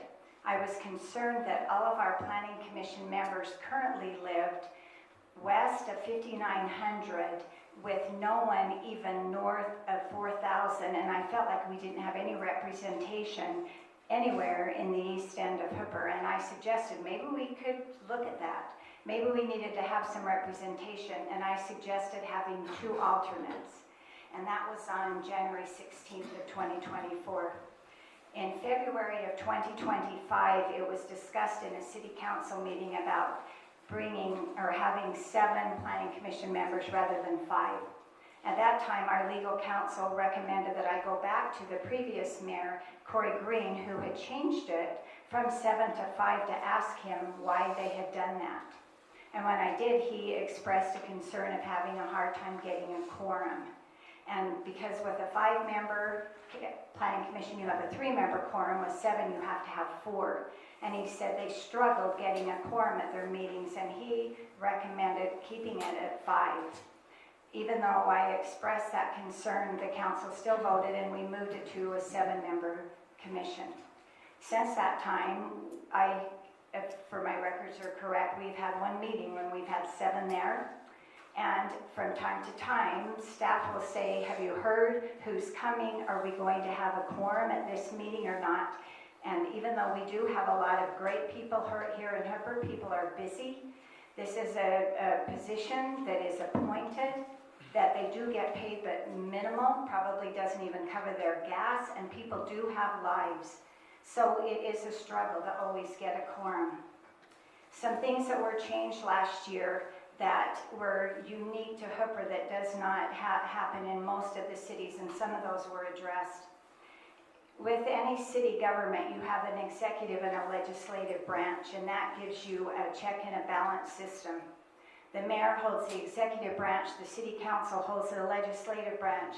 So for a lot of these things, there is a check and a balance, and so if it says the mayor appoints, then it is with consent and approval of the city council. So even if the mayor is to suggest someone to be on the planning commission, if city council doesn't approve that, they cannot be appointed. Likewise, in the language, if it says about someone being removed from planning commission, again, there is a check and a balance. A mayor can, or a city council member, or as the ordinance that came before city council in December stated, that was written by our legal counsel, where it said members may be removed upon the recommendation of the mayor, the city council, or planning commission, but that has to be with a vote, a majority of city council members. So for someone to say that the mayor would just come in and just say, I want to remove a planning commission member because I don't like them, that cannot happen. It has to be, again, with the legislative. This is the check and balance that occurs in any branch of government with an executive and a legislative. So as far as what this ordinance is, this is the ordinance that our attorney wrote with some exceptions in there. One is the commission shall consist of 5 members with 2 alternates, or as Councilmember Rappaletto suggested, maybe 1 alternate. And again, in the language that was written, and then at the last time when they changed the ordinance, they took out having the planning commission chair as being part of the committee, and I would recommend we have them and the city recorder be part of to interview the applicants. Again, putting back in that the planning commission members appointed by the mayor with consent and approval. Everything else is the ordinance just as it was written. One suggestion I had, and all of these suggestions were given to the city council. They've had these suggestions for 3 weeks, and we were going to discuss them in our last meeting. We ran out of time. But all of these that they have had was changing when the term of office ends, to have it end December 31st and have the new terms begin February 1st. It is very difficult to have a term end December 31st and where you have new council, everyone's trying to get everything done at the end of the year. So that was one thing I had put in this report for them to discuss possibly doing. Other than that, this ordinance is exactly the same as was written and presented to us. Would you like to add something to that? I was going to wait until you were done. Okay. The only thing I was going to add is just responding to Ryan, the Councilman Hill's question. I know he would make me answer it if he was here, and it's fair to answer it. I wrote the change in the code in December, so I wrote that one, the one that I worked with him on. This one was sent to me to review.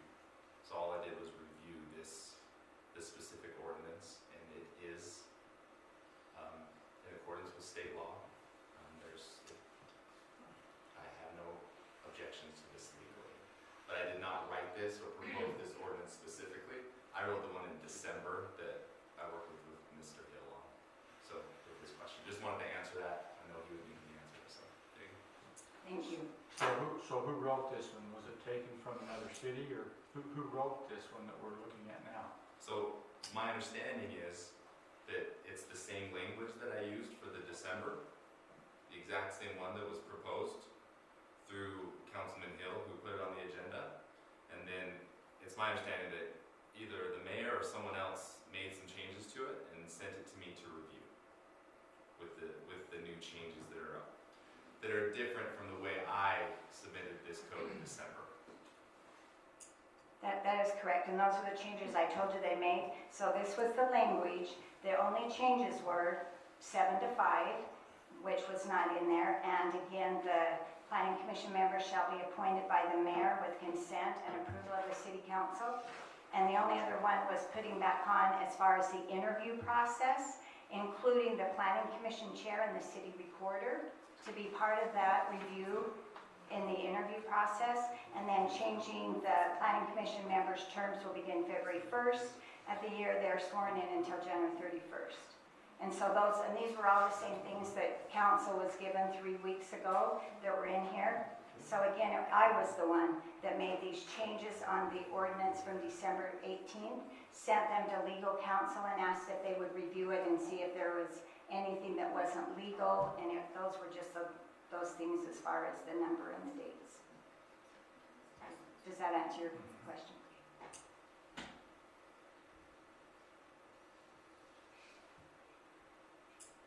So is there any other discussion on this ordinance? I know it was discussed possibly having 5 members with 1 alternate rather than 2.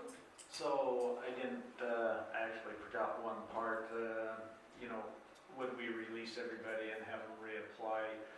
Or the other option is, would one of the planning commissioners be willing to resign and then reapply as a alternate? There's different possibilities that we could do. Yeah, we need to give important consideration to the fact we have 6 currently.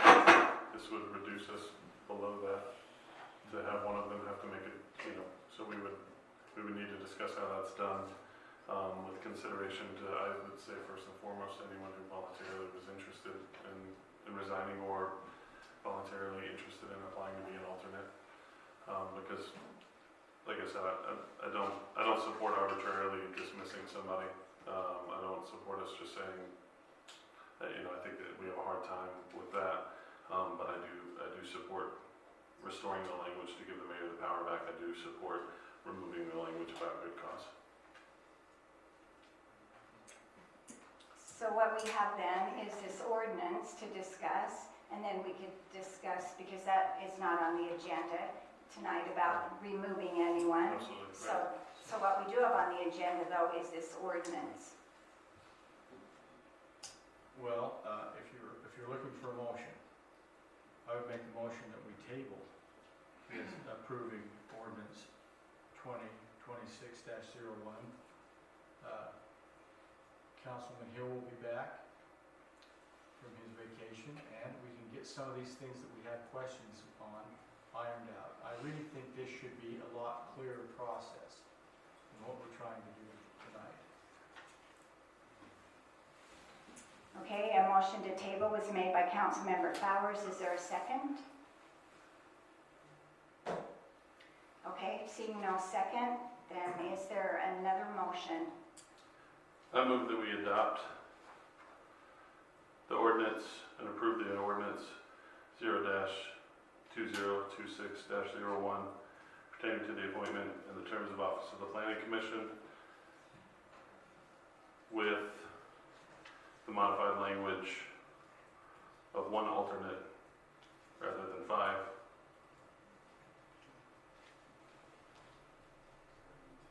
Okay, the motion was made by Councilmember Craig with the... You mean 2? Yeah, you meant 2. Yes, yeah, with the 5 members with 1 alternate. Instead of 2, right? You just said instead of 5. Oh, sorry. That's right. We don't want 5 alternates. Confusing. Okay, is there a second?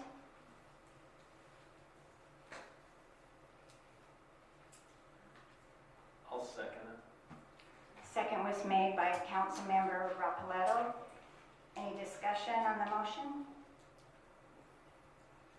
Okay, because this is an ordinance, we need to do this by roll call vote. Because this is shifting mayoral powers back to the mayor, it needs to be by majority and the mayor as well. And so that is why you will see me get to vote on this. And so we will go through this motion. Councilmember Rapoletto? Aye. Councilmember Craig, Aye. Councilmember Hancock, Aye. Councilmember Bowers,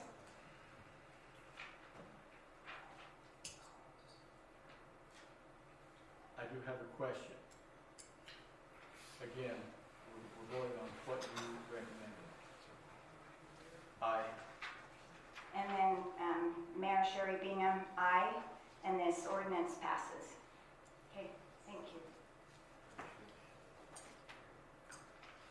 I do have a motion that we move to a closed door meeting to discuss some items that we need to consider. A motion was made by Councilmember Craig to move into a closed door meeting. Is there a second? I'll second that motion to move to a closed door meeting. Okay, that second was made by Councilmember Hancock. All in favor? Aye. Aye. Any opposed? Okay, we will be moving into a closed door meeting. We appreciate all of you coming.